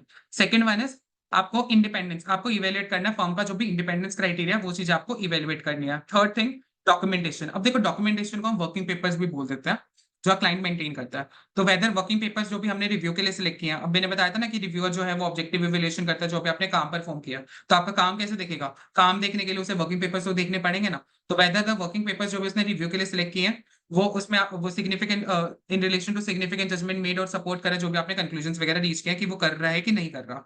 ठीक है, सीआईडी हो गया। फिर सीएमए, सी से कम्युनिकेशन, आपको कम्युनिकेट करना है मैनेजमेंट और टीसीडब्ल्यूजी पे जहां पर भी एप्लीकेबल होगा।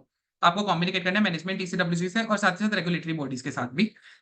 फिर एम से आ जाता है मिसस्टेटमेंट। मिसस्टेटमेंट का मतलब है significance of corrected uncorrected misstatement. जो भी आपकी अनकरेक्टेड है या जो भी आपने मिसस्टेटमेंट करेक्ट कर लिया, जो गलत मिसस्टेटमेंट थी आपने, जो करेक्टेड जो भी आपने अनकरेक्टेड या करेक्टेड जो भी मिसस्टेटमेंट है उसकी कितनी सिग्निफिकेंस है वो चीज देखनी है। लास्ट ए से हमारे पास आता है अप्रोप्रिएटनेस ऑफ ऑडिट रिपोर्ट जो भी आप इश्यू कर रहे हो। फिर एसजे से हमारे पास क्या आ जाएगा, एस से हमारे पास आ जाएगा आरजे, आरजे से क्या आ जाएगा, आर से हमारे पास आता है रिस्क आइडेंटिफाइड। ये थोड़ा चेंज कर लेना, आर से मतलब है रिस्क आइडेंटिफाइड और जे से है जजमेंट, जो भी आपने जजमेंट वगैरह मेड किया। ठीक है, हो गया याद, सीआईडी सीएमए आरजे। ओके, इसके बाद नेक्स्ट हमारे पास आता है ईक्यूसीआर का, जो आपका एंगेजमेंट क्वालिटी कंट्रोल रिव्यूअर है उसका एलिजिबिलिटी क्राइटेरिया। अब देखो एंगेजमेंट क्वालिटी कंट्रोल रिव्यूअर का eligibility criteria is very simple. First one, वो टेक्निकली बंदा क्वालिफाइड होना चाहिए, पढ़ा लिखा होना चाहिए ना जरूर। और ऑब्जेक्टिविटी मतलब बिना किसी बायसनेस के आपका सारा का सारा काम चेक करेगा। तो एंगेजमेंट क्वालिटी कंट्रोल रिव्यूअर, ये बंदा होता कौन है? देखो, ये कोई पार्टनर हो सकता है, कोई दूसरा पर्सन हो सकता है फर्म के अंदर। This is very important, he must be member of ICI. ICI का बिना मेंबर के नहीं चलेगा। Engagement quality control reviewer should always be the member of ICI. So he should be partner. Second one is other person in the firm who should be the member of ICI. Suitably qualified external बंदा हो सकता है, या फिर आपकी एक team हो सकती है जो भी इस इंडिविजुअल्स की बनी हुई है। ठीक है। In this regard, suitably qualified external person मतलब जो फर्म के बाहर का बंदा हो गया,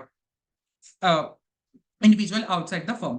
तो उसके पास सफिशिएंट अप्रोप्रिएट एक्सपीरियंस और अथॉरिटी होनी चाहिए ऑडिट एंगेजमेंट परफॉर्म करने के लिए। एंगेजमेंट क्वालिटी कंट्रोल जो रिव्यूअर होता है डिसीजन मेक करता है, तेरा एंगेजमेंट और making decisions for an engagement team is to be avoided at all the cost. देखो, एंगेजमेंट क्वालिटी कंट्रोल रिव्यू जब आप ऑब्जेक्ट काम वगैरह चेक कर रहे हो, तो आपको कोई भी एंगेजमेंट टीम के रिगार्डिंग कोई भी आपको डिसीजन वगैरह कुछ नहीं लेना, कोई भी डिसीजन वगैरह नहीं लेना, क्योंकि इससे आपकी ऑब्जेक्टिविटी कॉम्प्रोमाइज हो जाएगी। अगर एंगेजमेंट क्वालिटी कंट्रोल रिव्यूअर अगर एंगेजमेंट टीम में फर्दर फर्दर बहुत ज्यादा इन्वॉल्व हो रहा है, except during the period of review ही बस वो इन्वॉल्व हो सकता है, अदरवाइज उसे इन्वॉल्व होने की बिल्कुल जरूरत नहीं है। However, एंगेजमेंट पार्टनर जो है क्या कंसल्ट कर सकता है एंगेजमेंट क्वालिटी कंट्रोल रिव्यूअर में? क्या एंगेजमेंट पार्टनर, इस पे भी क्वेश्चन आया हुआ है, क्या एंगेजमेंट पार्टनर क्या कंसल्ट कर सकता है एंगेजमेंट क्वालिटी कंट्रोल रिव्यूअर के साथ? आपका एंगेजमेंट पार्टनर का एंगेजमेंट क्वालिटी कंट्रोल रिव्यूअर के साथ बातचीत कर सकता है, कंसल्टेशन ले सकता है? बिल्कुल ले सकता है। बस एक चीज याद रखना, उसकी एंगेजमेंट क्वालिटी कंट्रोल रिव्यूअर की ऑब्जेक्टिविटी बिल्कुल खत्म नहीं होनी चाहिए, ऑब्जेक्टिविटी कॉम्प्रोमाइज नहीं होनी चाहिए। तो engagement partner can consult engagement quality control reviewer provided that engagement quality control reviewer objectivity is not compromised. Okay, मैंने बताया था कि engagement quality control reviewer का eligibility criteria, एक eligibility criteria objectivity। अब ये objectivity आप कैसे maintain करोगे, इस पे भी past exam में क्वेश्चन आया हुआ है। आपके मॉड्यूल में नहीं दे रखा है ये वाली लाइंस, 3 पॉइंट्स मैंने साथ साथ लिख दिए हैं, आप भी अपने मॉड्यूल में लिख लो। अगर आप मॉड्यूल रेफर करो, अगर आपने किसी टीचर का दूसरी बुक से अगर आपने पढ़ा होगा या उससे क्लास ली होंगी, उन्होंने भी अपनी बुक्स में दे रखा होगा ऑप्शो। अगर नहीं दे रखा तो आप मार्क मेंशन कर लो, इस पे क्वेश्चन बने हुए हैं पास्ट एग्जाम में, तो आपको वो चीजें याद रखनी पड़ेंगी साथ साथ।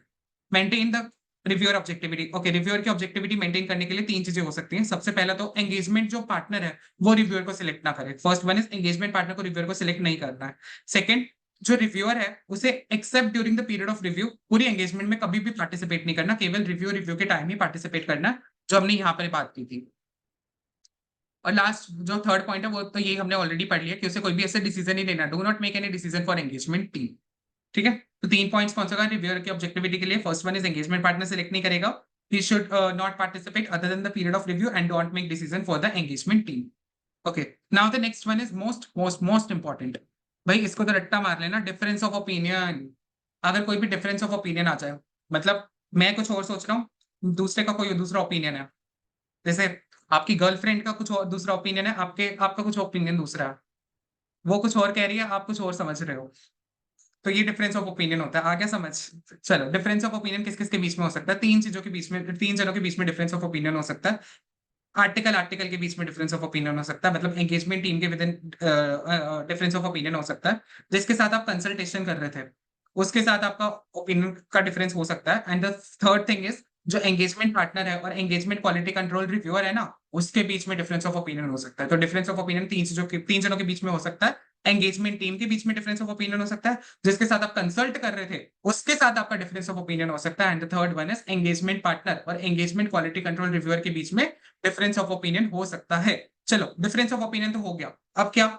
तो आपको जो ऑडिटर है तब तक ऑडिट रिपोर्ट इश्यू नहीं करेगा जब तक ये डिफरेंस ऑफ ओपिनियन रिजॉल्व ना हो जाए। The auditor should not issue audit report until, जब तक ये डिफरेंस ऑफ ओपिनियन रिजॉल्व ना हो जाए। और मैटर, अब यहाँ जो भी उसने जो भी मैटर्स वगैरह जो भी रिजॉल्व वगैरह हुए हैं उसका प्रोसीजर्स वगैरह बनाएगा। वो प्रोसीजर्स को वो that matter should resolve by establishing procedures. और ये मैटर को रिजॉल्व करने के लिए उसे कुछ प्रोसीजर्स वगैरह परफॉर्म करने पड़ेंगे फॉर्म के, जिससे वो कंसल्ट कर सकता है प्रैक्टिशनर के साथ या रेगुलेटरी लीगल बॉडीज वगैरह के साथ वो कंसल्ट कर सकता है। तो 2 चीजें करेगा, पहले रिपोर्ट इश्यू नहीं करेगा जब तक ये कंसल्ट जब तक आपके डिफरेंस ऑफ ओपिनियन रिजॉल्व हो जाता। सेकंड वन इज, वो इसको रिजॉल्व करने के लिए प्रोसीजर्स वगैरह बनाएगा और जैसे कंसल्ट कर सकता है एंगेजमेंट आपके दूसरे प्रैक्टिशनर के साथ या फिर प्रोफेशनल लीगल बॉडीज वगैरह के साथ। ओके, इसके बाद आता है एंगेजमेंट डॉक्यूमेंटेशन। एंगेजमेंट डॉक्यूमेंटेशन का मतलब होता है वर्किंग पेपर्स। आपके जो भी वर्किंग पेपर्स वगैरह होते हैं उसे एंगेजमेंट डॉक्यूमेंटेशन कहते हैं। तो आपके एंगेजमेंट फाइल जो है वो आपकी कब तक कंप्लीट हो जानी चाहिए। जैसे अभी आपका ऑडिट कंप्लीट हुआ, तो ऑडिट के इमीडिएटली कंप्लीट हो जानी चाहिए। लेकिन चलो आईसीए ने एक रिलैक्सेशन दे दिया, आपका ऑडिट यहाँ खत्म हुआ, उससे 60 दिन आप ले लो, वो 60 डेज के विद इन आपकी ये एंगेजमेंट डॉक्यूमेंटेशन कंप्लीट हो जानी चाहिए। तो engagement documentation should be completed in not more than 60 days after the date of audit report. MCQ, बहुत इंपॉर्टेंट एमसीक्यू इस पे आ जाता है एग्जाम में, तो आपको ये याद रख लेना है, engagement quality control review should be completed in not more than 60 days after the date of audit report. अच्छा, जहां दो या दो से ज्यादा डिफरेंट अगर आप ऑडिट रिपोर्ट्स वगैरह इश्यू कर रहे हो, तो ये टाइम लिमिट को हम सेपरेट कंसीडर करेंगे, हर एक एंगेजमेंट के लिए सेपरेटली टाइम लिमिट कंसीडर होगी। ठीक है, इसके बाद नेक्स्ट आता है policies and procedures should be design to maintain confidentiality. आपको पॉलिसीज और प्रोसीजर्स बनाने हैं कि जो ये आपकी ऑडिट डॉक्यूमेंटेशन है वो कॉन्फिडेंशियलिटी उसकी मेंटेन कर सको, सेफ कस्टडी कर सको, इंटीग्रिटी, एक्सेसिबिलिटी और रिट्राइवेबिलिटी, 5 से कर सको। बोलो, confidentiality, safe custody, integrity, retrievability और एक्सेसिबिलिटी देख सको। Documentation with respect to EQCR, जो एंगेजमेंट क्वालिटी कंट्रोल रिव्यू कर रहे हो उसके रिगार्डिंग क्या एंगेजमेंट डॉक्यूमेंटेशन है। तो एंगेजमेंट क्वालिटी कंट्रोल रिव्यू कर रहे थे ना, तो उसके जो भी प्रोसीजर्स वगैरह है उसको डॉक्यूमेंट करो।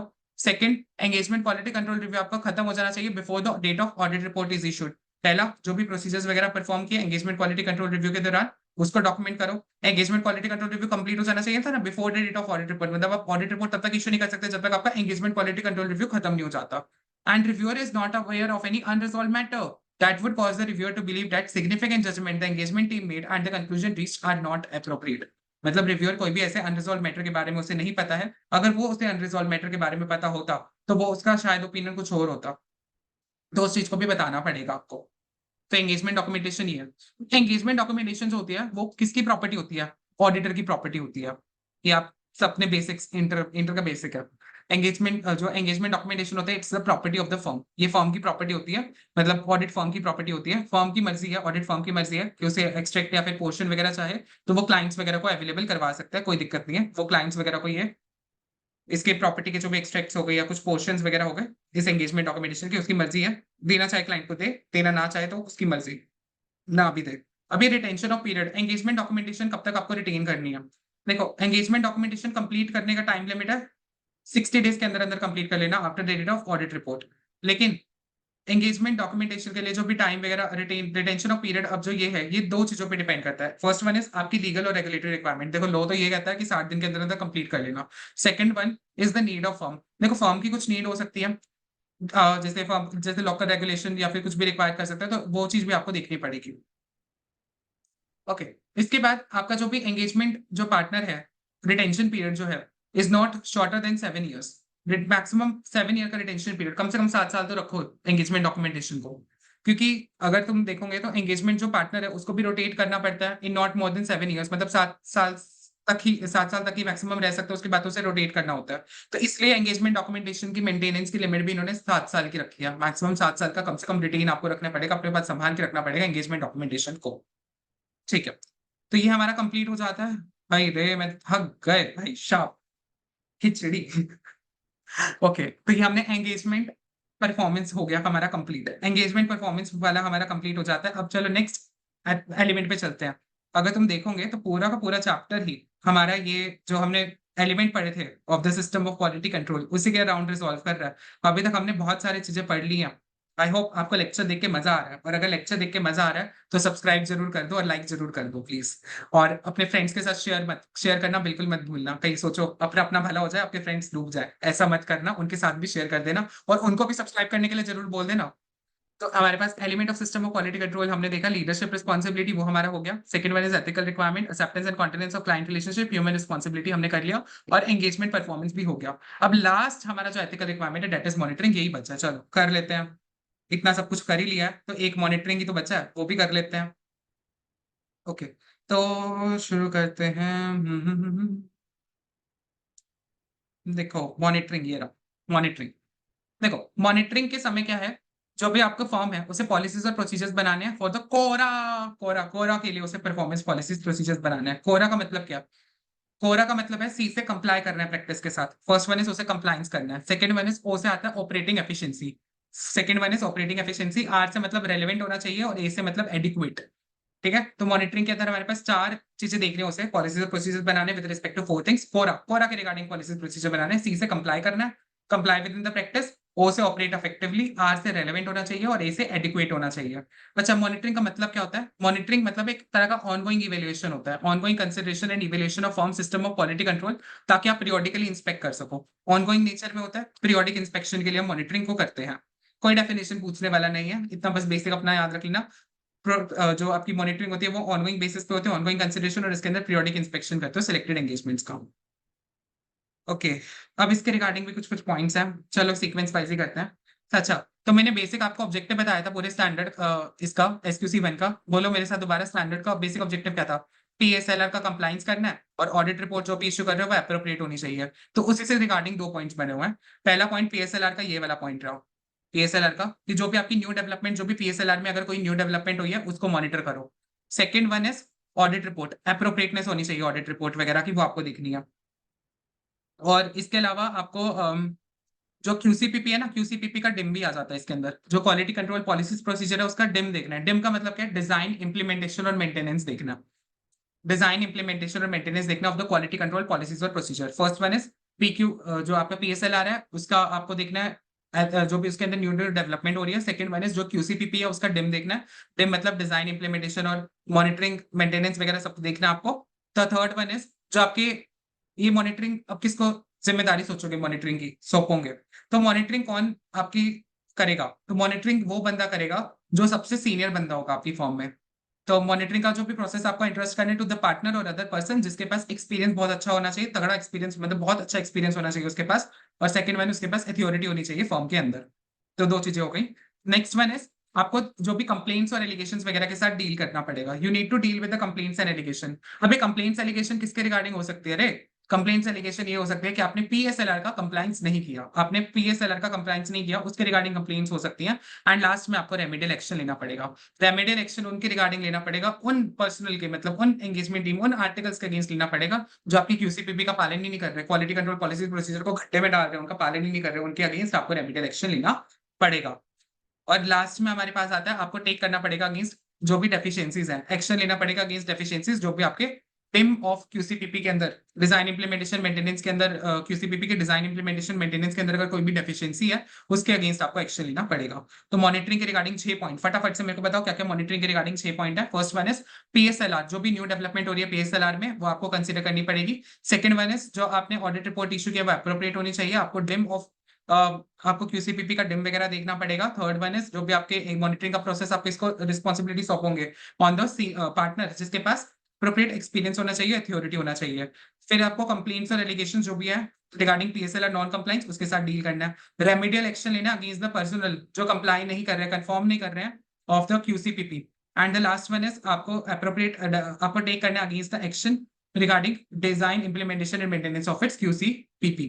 अब ये जो कंप्लेंट्स और एलिगेशंस जो भी होती है ना, रेज अप होती हैं, उसके regarding for dealing with this firm को ना चैनल्स वगैरह क्रिएट करना और इन्वेस्टिगेट करना है कि ये नॉन कंप्लेंट्स जो भी कंप्लेंट्स वगैरह नहीं है, फर्म क्या करेगी, एक चैनल क्रिएट कर देगी कि यहाँ बंदे आ सकते हैं, यहाँ जो भी आपके फर्म के पार्टनर्स हो गए या फिर जो भी फर्म की एंगेजमेंट टीम वगैरह आ सकती है, बिना किसी फियर ऑफ रेप्रेजल के, मतलब बिना किसी फियर ऑफ रिमूवल के वो इधर आके आ सकते हैं और फर्म इन सब चीजों को इन्वेस्टिगेट भी करेगी, फिर फर्म इस सारी चीजों को इन्वेस्टिगेट करेगी। तो ये कंप्लेंट्स और एलिगेशन है। सेपरेट क्वेश्चन इंस्टीट्यूट ने पूछा हुआ था एक जगह कंप्लेंट्स एलिगेशन में पास्ट में, तो आपको इतना बस इतना याद रख लेना कि फर्म को डील करना with complaints and allegation of its QCPP का जो भी PSLR का नॉन कंप्लाइंस हो रहा है और जो भी QCPP का नॉन कंप्लाइंस हो रहा है, और इसके लिए फर्म को अप्रोप्रिएट चैनल्स बनाने और इन्वेस्टिगेट करना है। ओके, तो इसी के साथ हमने कंप्लीट कर लिया अपना SQC1। SQC1 कंप्लीट हो गया। ओ भाई कितना बड़ा SQC1 का स्टैंडर्ड था, बहुत ज्यादा इंपॉर्टेंट SQC1 का स्टैंडर्ड है, आपको बहुत अच्छे से इसको समझ के करना है। बट जितना हाईलाइटेड क्वेश्चन है उतना आपको अपने भेजे में पूरा घुसा लेना, दिमाग में पूरा अच्छे से रिटेन कर लेना। अगर आपको तब भी कुछ समझ नहीं आया, रिवीजन वीडियो यूट्यूब पे है, अनलिमिटेड व्यूज है भाई, अनलिमिटेड व्यूज, जितनी बार सुन सकते हो मैक्सिमम सुनो चीजें, और साथ साथ मेरे साथ बोलते रहना, जहां जहां मैंने बोला है पॉइंट्स बोले हैं वो बोलो, और अपना नोटबुक में लिख लो जो जो पॉइंट साथ साथ बोल रहा हूँ मैं। इवन जैसे ही कंप्लीट हो जाता है रिवीजन वीडियो, अभी आपको कुछ नहीं करना, SQC1 देखा, पोज करा, पढ़ लो एक बार बुक से बैठ के, जितना पढ़ा है एक बार पढ़ लो। अगर तब भी चलो याद नहीं है तो एक काम करो, 2x की स्पीड पे दोबारा से सुन लो। अब मैं ये एक्सपेक्ट नहीं कर रहा ये रिवीजन वीडियो था कि कोई बच्चा ऐसा हो जिसने 2x पे स्टार्टिंग से सुन रहा हो, तो वो तुम देख, 4x का ऑप्शन तो नहीं मिलता यूट्यूब पे, 2x का ही मिलेगा, तो 2x पे दोबारा सुन लेना। चलो ये हमारा कंप्लीट हो गया। और मैं लास्ट में जैसे ही मेरा पूरा चैप्टर कंप्लीट हो जाएगा, मैं एक शॉर्ट रिवीजन वीडियो अलग से मैं रिकॉर्ड करूंगा। इसके साथ मैं नहीं करूंगा वरना खिचड़ी पक जाएगी। तो मेरे 2 रिवीजन वीडियोस रहेंगे। एक तो ये थोड़ा डिटेल्ड रिवीजन रहता है और एक सेकंड हम क्विकर रिवीजन करेंगे बहुत फास्ट ट्रैक मैनर में। वो उसके लिए यूज कर सकते हो जब आपका एग्जाम हो। तो आप 1.5 डेज वाले एग्जाम में यूज कर सकते हो, या जब भी रिवीजन उठाने का मन किया तब देख लो, क्योंकि इतना बड़ा रिवीजन लेक्चर दोबारा थोड़ा ना तुम देखोगे।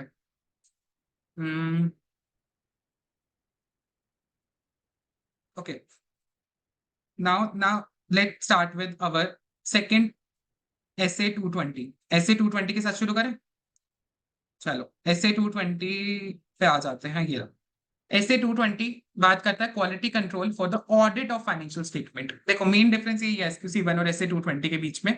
एसक्यूसी 1 आपका एप्लीकेबल होता है सारी चीजों पे, चाहे वो ऑडिट हो, चाहे वो रिलेटेड सर्विस हो, चाहे वो एश्योरेंस एंगेजमेंट्स हो, चाहे वो रिव्यू एंगेजमेंट्स हो। लेकिन एसए 220 देखो, ऐसे नाम से पता चल रहा है standards on auditing.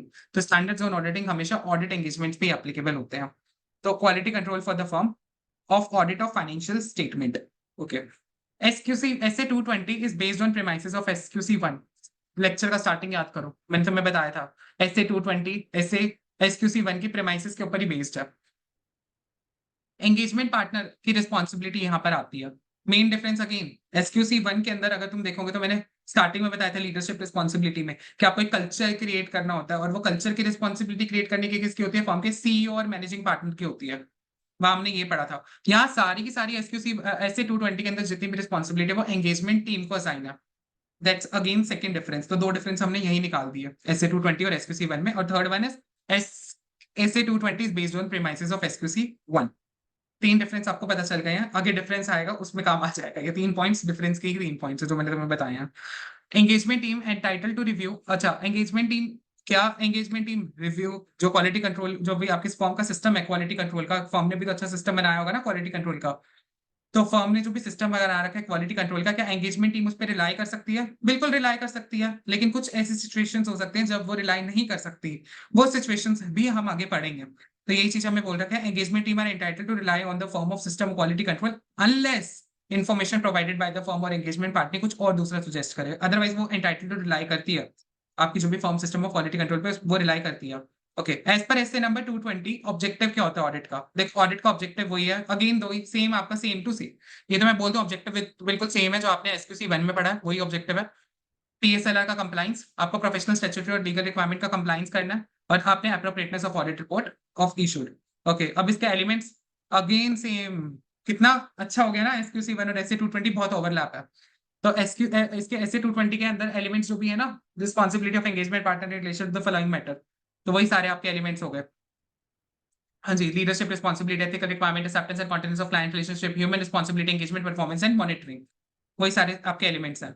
Leadership responsibility के रिगार्डिंग अब ये पूरा इससे मैंने बताया था आपका एंगेजमेंट पार्टनर की रिस्पॉन्सिबिलिटी के बारे में बात करता है। तो लीडरशिप रिस्पॉन्सिबिलिटी एंगेजमेंट पार्टनर की रिस्पॉन्सिबिलिटी के बारे में बात करता है। अब एंगेजमेंट पार्टनर की क्या रिस्पॉन्सिबिलिटी है? अगेन सेम, एंगेजमेंट पार्टनर की रिस्पॉन्सिबिलिटी की भाई क्वालिटी इंपॉर्टेंट है, और क्वालिटी असेंशियल और क्वालिटी इंपॉर्टेंट है। Quality is important in respect of the following, and quality बहुत ज्यादा इंपॉर्टेंट है। तो leadership responsibility quality is important in respect of what ever thing. अभी वट एवर थिंग जो है वो है ऑब्जेक्टिव ऑफ एसए 220। फटाफट से ऑब्जेक्टिव बताओ। टीएसएलआर, क्यूसीपीपी और साथ ही साथ एप्रोप्रिएटनेस ऑफ ऑडिट रिपोर्ट। तो ये वाले 3 पॉइंट्स तो वहीं से हो गए कि आपको परफॉर्म करना है engagement as per professional standards and regulatory and legal requirement. आपको कंप्लाई करना है with firm system of quality control और appropriateness of audit report issued. और आपको एंगेजमेंट पार्टनर जो है वो अपने कंसर्न्स वगैरह रेज कर सके बिना किसी फियर ऑफ रिमूवल के, विदाउट एनी फियर ऑफ रिप्रेजल। रिप्रेजल होता है बिना किसी फियर ऑफ रिमूवल के। तो एंगेजमेंट पार्टनर जो है वो अपने कंसर्न्स वगैरह रेज कर पाए बिना किसी फियर ऑफ रिमूवल के। ओके, इंपॉर्टेंस तो ऑडिट क्वालिटी, आपको ऑडिट क्वालिटी की इंपॉर्टेंस यही है कि आपको परफॉर्म, वही अगेन सेम पॉइंट्स ऊपर के रिपीटेड है जो उन्होंने बॉक्स में बना रखा है कि आपको कंप्लाई करना with professional standard, regulatory, legal requirement, appropriateness of audit report issue, form की क्यूसी पीपी के साथ कंप्लाई करो और एंगेजमेंट टीम रेज कर सके without concern, without any fear, और क्वालिटी इंपॉर्टेंट और एसेंशियल है। अब आते हैं एथिकल रेलेवेंट एथिकल रिक्वायरमेंट। अब देखो रेलेवेंट एथिकल रिक्वायरमेंट क्या क्या है। ऊपर आपने एसक्यूसी 1 पढ़ा था, सेम रेलेवेंट एथिकल रिक्वायरमेंट है। सबसे पहले तो आपको इंडिपेंडेंस वगैरह के रिगार्डिंग चीजें बोली हुई है कि आपको आइडेंटिफाई करना जो भी थ्रेट है इंडिपेंडेंस के, वो सारी चीज आइडेंटिफाई कर लो। और फॉर्म जो भी एप्रोप्रिएट एक्शन लेगी, अब एप्रोप्रिएट एक्शन क्या लेगी? फर्स्ट ऑप्शन ये ले सकते हैं, एलिमिनेट कर दे वो सारी एक्टिविटी या फिर वो सारी इंटरेस्ट जिसकी वजह से थ्रेट क्रिएट हो रहा है। वो एक्टिविटी को जड़ से उखाड़ दो, वो एक्टिविटी को खत्म कर दो। या फिर आप क्या कर सकते हो, विड्रॉ कर सकता है। एंगेजमेंट से, लेकिन ये विड्रॉ तभी कर सकते हैं अगर ये लीगली लॉ ने परमिट कर रखा है। अगर लॉ ने परमिट नहीं कर रखा तो आप नहीं कर सकते। तो दो चीजें आप कर सकते हो regarding your appropriate action regarding independence. First one is आप एलिमिनेट ही कर दो, एक्टिविटी को जड़ से उखाड़ दो। सेकंड आप विड्रॉ कर लो एंगेजमेंट से जहां पर लीगली परमिटेड है। Okay, next one is your acceptance, continuance and client relationship and engagement standards. ये बिल्कुल सेम है जो आपने एसक्यूसी 1 में पढ़ा था, acceptance and continuance of client relationship and engagement standard. याद करो, याद करो, याद करो, एसक्यूसी 1 के अंदर हमने कौन से पॉइंट पढ़े थे regarding engagement, acceptance and continuance of client relationship and engagement performance के regarding. First one is integrity, second one is integrity of the client principal owner, second one is competence, आपकी form की competence of the engagement team members, third thing is ethical requirement का compliance। अब यहाँ एक और additional आ गया which is significant matter जो आप रेज करते हो करंट या प्रीवियस एंगेजमेंट के रिगार्डिंग। तो चार चीजें आपको कंसीडर करनी है। पहली बात integrity, second one is competence of the client engagement team with respect to time, competence और रिसोर्सेज वगैरह के regarding, third one is ethical requirement and the fourth one is significant matter जो रेज हो रहे हैं ड्यूरिंग करंट और previous audit engagements. Okay, assignment of engagement team. अब देखो एंगेजमेंट टीम को असाइन कैसे करोगे, उनकी कैपेबिलिटी कॉम्पिटेंस वगैरह देख के उसके बेसिस पर असाइनमेंट करोगे। Engagement performance, okay, engagement performance में 2 पॉइंट्स इधर है हमारे पास। एंगेजमेंट परफॉर्मेंस में सबसे पहले डायरेक्शन, सुपरविजन और रिव्यू।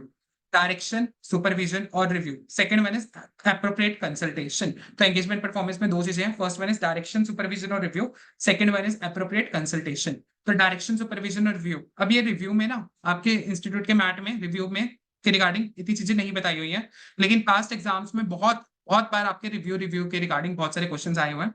तो ये रिव्यू के कुछ पॉइंट्स हैं, याद रख लेना। पहला वाला रिव्यू के रिगार्डिंग पॉइंट है कि आपकी objectivity of auditor, but ever the objective जो ऑडिटर वांट्स टू अचीव, वो फर्स्ट वन ये हो गया रिव्यू के रिगार्डिंग आप क्या क्या चीज कंसीडर करोगे। First one is objective of audit work, second one is work perform, जो भी आपने काम परफॉर्म किया वो आपने पीएसएलआर के अकॉर्डिंग कंप्लीट होना चाहिए, प्रोफेशनल स्टैट्यूटरी और रेगुलेटरी रिक्वायरमेंट के अकॉर्डिंग होना चाहिए।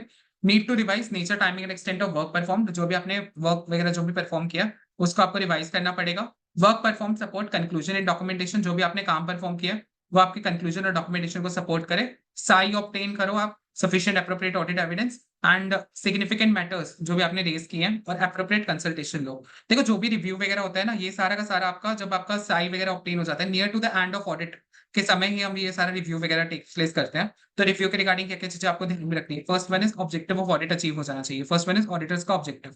सेकंड, अब वर्क जो आपने वर्क परफॉर्म किया, वर्क परफॉर्म के रिगार्डिंग भी बहुत सारे पॉइंट्स हैं।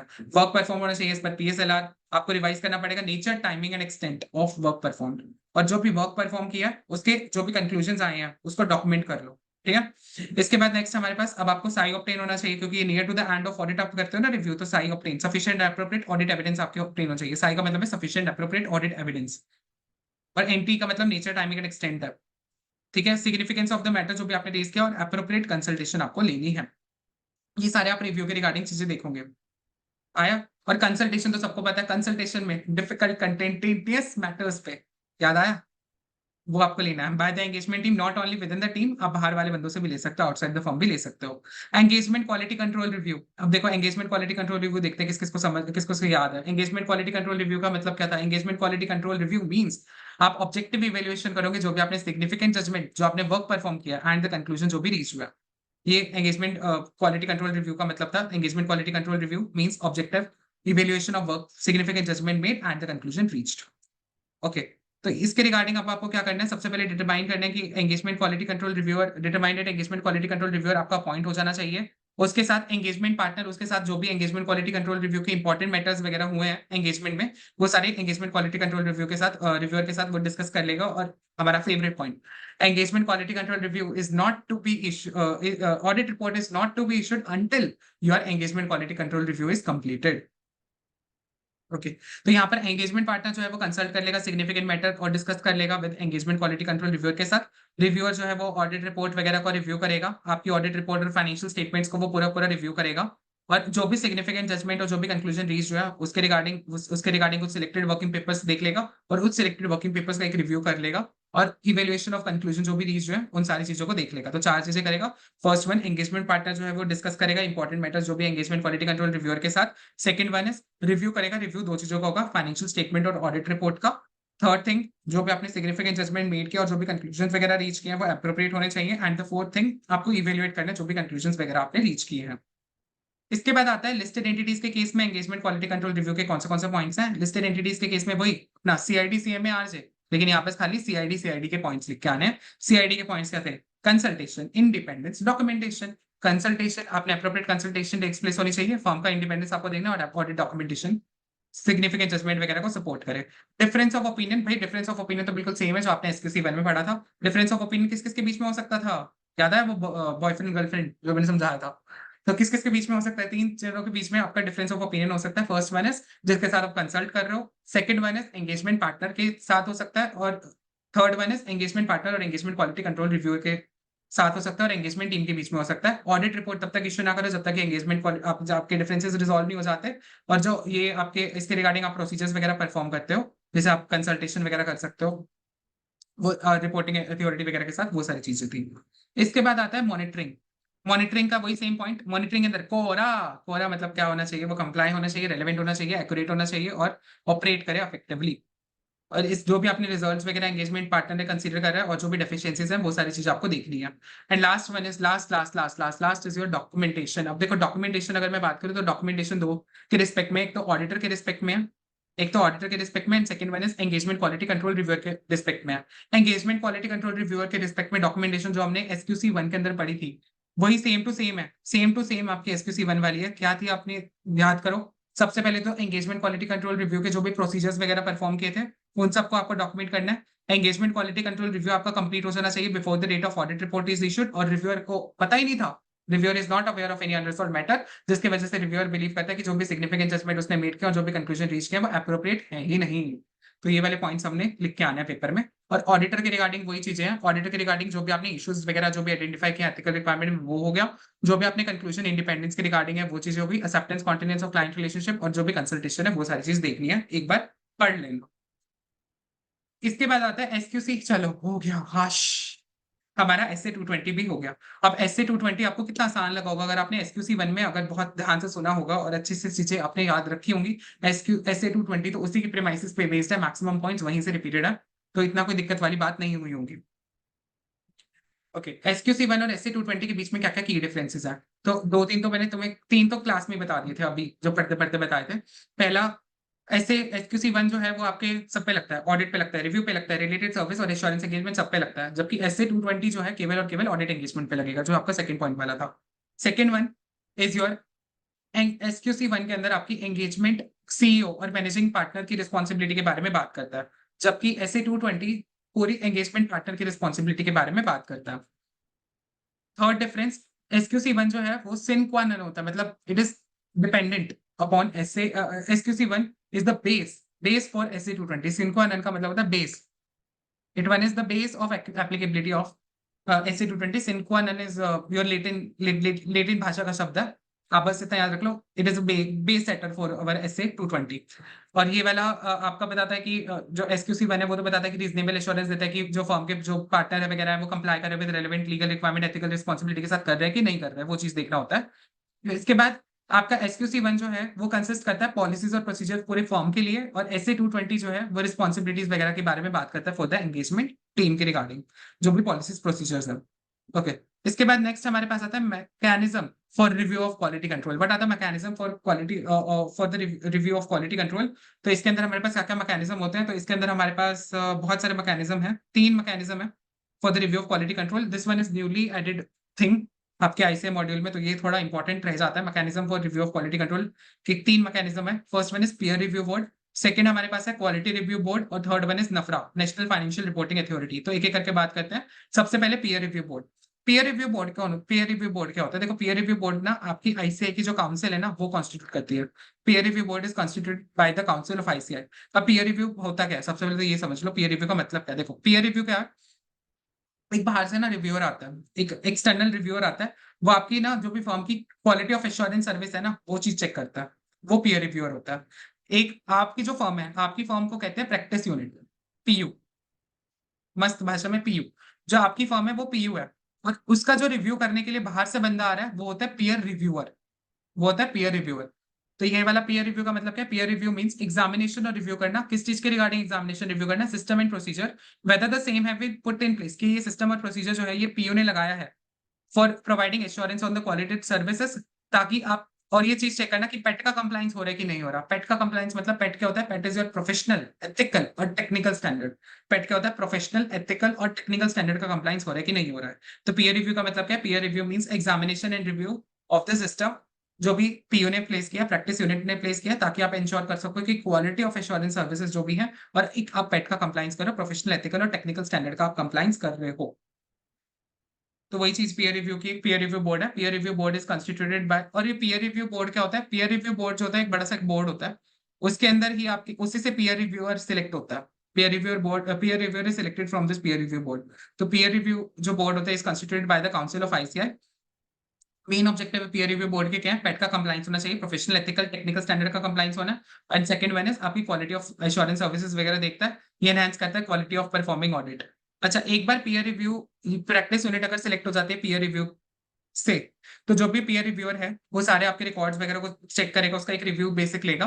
और फिर उसके बाद ना पीयर रिव्यू, जो पीयर रिव्यूअर है वो दो तरह के ओपिनियन प्रोवाइड कर सकता है। एक होता है unmodified opinion, unmodified audit report is issued, और एक अगर क्वालिफाइड रिपोर्ट अगर इशू हो। ये तो पता होगा ना तुम्हें, दो तरह की रिपोर्ट होती है, क्वालिफाइड रिपोर्ट होती है और एक अनक्वालिफाइड ओपिनियन होता है। Clean report, unmodified audit report मतलब क्लीन रिपोर्ट जिसमें आपने बिल्कुल अनमॉडिफाइड ओपिनियन दिया होता है, और एक होती है modified report, not clean opinion, unclean opinion, जिसके अंदर तीन तरह के आप ओपिनियन देते हो, क्वालिफाइड, एडवर्स और डिस्क्लेमर ऑफ ओपिनियन। इस पे ऐसे नंबर 705 एप्लीकेबल होता है। कोई नहीं, टेंशन मत लो, अगर ये भी याद नहीं है तो इसके लिए भी एक रिवीजन वीडियो में आप ये अपलोड करूंगा, सीरीज में ही आपको मिल जाएंगी। ऐसे 700 चैप्टर नंबर 7 है, उसके अंदर हम देख लेंगे। तो चलो मेन मुद्दे की बात बात पे आते हैं। अगर आपका अनक्वालिफाइड ऑडिट रिपोर्ट अगर इशू होता है तो पीयर रिव्यूअर एक पीयर रिव्यू सर्टिफिकेट इशू कर देगा। लेकिन अगर क्वालिफाइड रिपोर्ट है तो कोई पीयर रिव्यू सर्टिफिकेट इशू नहीं होगा, वो कहेगा फॉलो ऑन रिव्यू के लिए, मतलब आप दोबारा रिव्यू करवाओ। इस पे एमसीक्यू बन सकता है, तो इसलिए इतना याद रखना। अनक्वालिफाइड रिपोर्ट अगर इशू होती है तो आपका पीयर रिव्यू सर्टिफिकेट इशू कर देगा। अगर अनक्वालिफाइड रिपोर्ट अगर इशू नहीं होती है तो उस सिचुएशन में वो फॉलो ऑन रिव्यू के लिए बोलेगा। इसके बाद नेक्स्ट आता है क्यूआरबी। सेकंड हमारे पास मैकेनिज्म क्या है? क्यूआरबी। क्यूआरबी क्या है? अब देखो, क्यूआरबी जो है ये सेंट्रल गवर्नमेंट सेट करती है। पीयर रिव्यू को किसने अपॉइंट किया था? Council of ICI. Quality review board जो होता है वो कौन बनाती है? आपकी सेंट्रल गवर्नमेंट, सेंट्रल गवर्नमेंट बनाती है। अब इसके फंक्शन, और साथ ही साथ ये इसके अंदर जो भी मेंबर्स होते हैं वो सेंट्रल गवर्नमेंट नॉमिनेट करती है, और साथ ही साथ काउंसिल, आईसीए के काउंसिल के मेंबर्स भी होते हैं इसके अंदर। अब फंक्शन क्या होता है क्यूआरबी का? फंक्शन होता है क्यूआरबी का is RRG, is RRG, RRG, RRG, RRG, RRG, RRG with respect to quality of professionals, RRG with respect to quality of professionals, quality of professionals को रिकमेंड करेगा, रिव्यू करेगा और गाइड। RRG का मतलब क्या है? रिकमेंड, रिव्यू और guide regarding quality of professional services, मतलब रिकमेंड करता है काउंसिल को, हे तुम्हारे मेंबर्स की ऐसी ऐसी क्वालिटी होनी चाहिए, ऐसी क्वालिटी होनी चाहिए। सेकंड, रिव्यू करेगा आपकी क्वालिटी ऑफ प्रोफेशनल्स की क्वालिटी को रिव्यू करेगा एंड गाइड करेगा आपकी quality of assurance services. Statutory auditors with respect to the companies. अभी देखो सिलेक्शन ऑफ कंपनीज कैसे होगा? कंपनीज का सिलेक्शन है रिस्क बेस्ड अप्रोच के थ्रू सिलेक्ट होती है, और एक टेक्निकल रिव्यूअर एम्पैनल होता है। जैसे पीयर रिव्यूअर में पीयर रिव्यूअर अपॉइंट होता है फॉर डूइंग द रिव्यू, यहाँ पर टेक्निकल रिव्यूअर आता है, टेक्निकल रिव्यूअर आपका काम को चेक करता है। इसके बाद लास्ट है NFRA. NFRA is your national financial reporting authority which is section number 132 subsection number 1 of companies act 2013 के अंदर ये सेंट्रल गवर्नमेंट ने एक बनाया है। नफरा जो है, NFRA has been consisted under section number 132 of companies act 2013। अब ड्यूटीज नफरा की क्या है? नफरा की तीन ड्यूटीज हैं। फर्स्ट वन इज एसए और एएस का कंप्लाइंस हो रहा है कि नहीं हो रहा, वो चीज चेक करेगा। एसए एएस का कंप्लाइंस हो रहा है कि नहीं हो रहा, वो चीज चेक करेगा। आपकी क्वालिटी ऑफ सर्विस को चेक करेगा, और इन्वेस्टिगेशन करता है आपके आईसीए के रिगार्डिंग। इतने सारे एक्शन इन्वेस्टिगेशन लिखता है, ट्विटर पे आप देखते होंगे नफरा की रिगार्डिंग, नफरा ने सीए की बैंड बजा दी। तो वो सारी चीज आपकी क्वालिटी ऑफ प्रोफेशनल सर्विसेज वगैरह देखता है, और अगर आप क्वालिटी के साथ अगर ऑडिट वगैरह नहीं कर रहे हो तो आपकी बैंड बजा देगा, इन्वेस्टिगेशन आपके अगेंस्ट शुरू कर देगा। ओके, नफरा एप्लीकेबल होगा कि क्यूआरबी एप्लीकेबल होगा, ये कैसे डिसाइड होगा? क्वालिटी रिव्यू होगा कि नफरा होगा? देखो, नफरा इज टॉप मोस्ट। जहां नफरा आ गया वहां तो उन कंपनीज पे क्यूआरबी नहीं लगेगा, वहां नफरा नफरा लगेगा। तो नफरा ही लगता है, और बाकी जो कंपनीज पे क्यूआरबी, उसके अलावा बाकी कंपनीज पे क्वालिटी रिव्यू लग जाएगा। ओके, ऑलराइट गाइस, तो इसी के साथ हमने कंप्लीट कर लिया अपना चैप्टर नंबर 1 की revision, which is our quality control. इसके अंदर हमने दो चीजें पढ़ी, SQC1 और SA220। आई होप आपको रिवीजन लेक्चर समझ अच्छा लगा होगा और बहुत मजे भी आए होंगे, और मैंने पूरी कोशिश की है आपको मेनली सारी चीजें याद करवाने में। सी, ये रिवीजन वीडियो है, कोई रेगुलर क्लास तो आप कर नहीं रहे हो कि मैं हर एक चीज को याद याद याद करवाऊं, बट मेरा जितना मैक्सिमम मेरे से हो सकता था मैंने शॉर्ट ट्रिक्स आपके साथ शेयर कर दी है। 2 बार रिवीजन वीडियो जरूर देख लेना, साथ साथ लिख देना, सी ऑडिट जो है वो ऐसा सब्जेक्ट है जिसमें स्टूडेंट्स को 40 नंबर लाने में भी दिक्कत होती है। तो आपको बहुत मेहनत करनी पड़ेगी। पता चला प्रैक्टिकल सब्जेक्ट्स आपके एफआर, एएफएम इन सब में पास हो गए, लेकिन ऑडिट में पास नहीं हुए तो क्या ही फायदा। तो इसके लिए आपको बहुत मेहनत और बहुत शिद्दत से पढ़ना पड़ेगा। आप जिस भी बुक से कंफर्टेबल हो, अगर आपने अपने टीचर्स की बुक से कंफर्टेबल हो, वहीं से रेफर करना। मैंने स्टार्टिंग में भी बोला था, जिस बुक से आपने पढ़ रखा है आप वो बुक खोलो। और अगर किसी ने नहीं पढ़ रखा है, let's say first time refer कर रहा है, चलो रिवीजन वीडियो मतलब कुछ सेल्फ स्टडी कर रहे हैं, तो वो इंस्टीट्यूट का स्टडी मैट रेफर कर सकते हैं। स्टडी मैट में भी मैंने मार्किंग करवा रखी है, आप साथ साथ चाहे तो मार्किंग कर लेना। या फिर टेलीग्राम चैनल का लिंक मैंने डिस्क्रिप्शन बॉक्स में दे रखा है, वहां पर मैंने पीडीएफ मैंने प्रोवाइड कर रखी है, वहां से डाउनलोड करके इसकी प्रिंट भी निकाल सकते हो। ये चीजें हाईलाइटेड है, वो सारी चीजें आप देख सकते हो।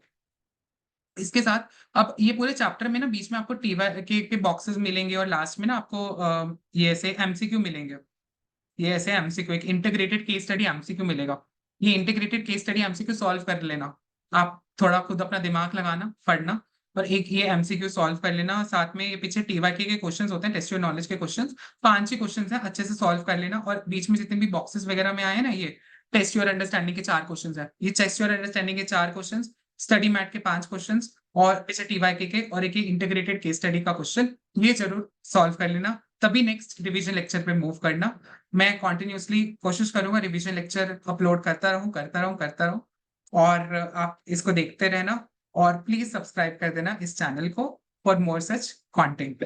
ओके, और ये मैं जो शॉर्ट रिवीजन लेक्चर 1.5 डेज की बात कर रहा था, वो मैं प्रोवाइड आपको, या तो एक मैराथन ले लेंगे, एक पूरा मैराथन कंप्लीट कर लेंगे, उसके बेसिस पे देख लेंगे, या मैं इंडिविजुअल चैप्टर का भी डालने की कोशिश करूंगा। बट अभी मैं थोड़ा डिटेल रिवीजन लेक्चर ही डाल रहा हूँ, क्योंकि आपके एग्जाम है नवंबर 24 में, और उसमें अभी टाइम है, आप थोड़ा डिटेल स्टडी करो। और इंस्टीट्यूट, क्योंकि एमसीक्यू तो कहीं से भी आ सकते हैं, थोड़ा डिटेल में पढ़ना जरूरी है, और ये चैप्टर बहुत इंपॉर्टेंट है, तो प्लीज इसको ध्यान से पढ़िए। Again requesting you all, please subscribe to the channel and like the video and join the Telegram channel also, और अपने फ्रेंड्स के साथ शेयर कर देना। Thank you so much for your patient listening, और आपने इतना झेला और इतना चैप्टर समझा, उसके लिए बहुत बहुत बहुत बहुत आभार। Thank you, bye bye, see you all.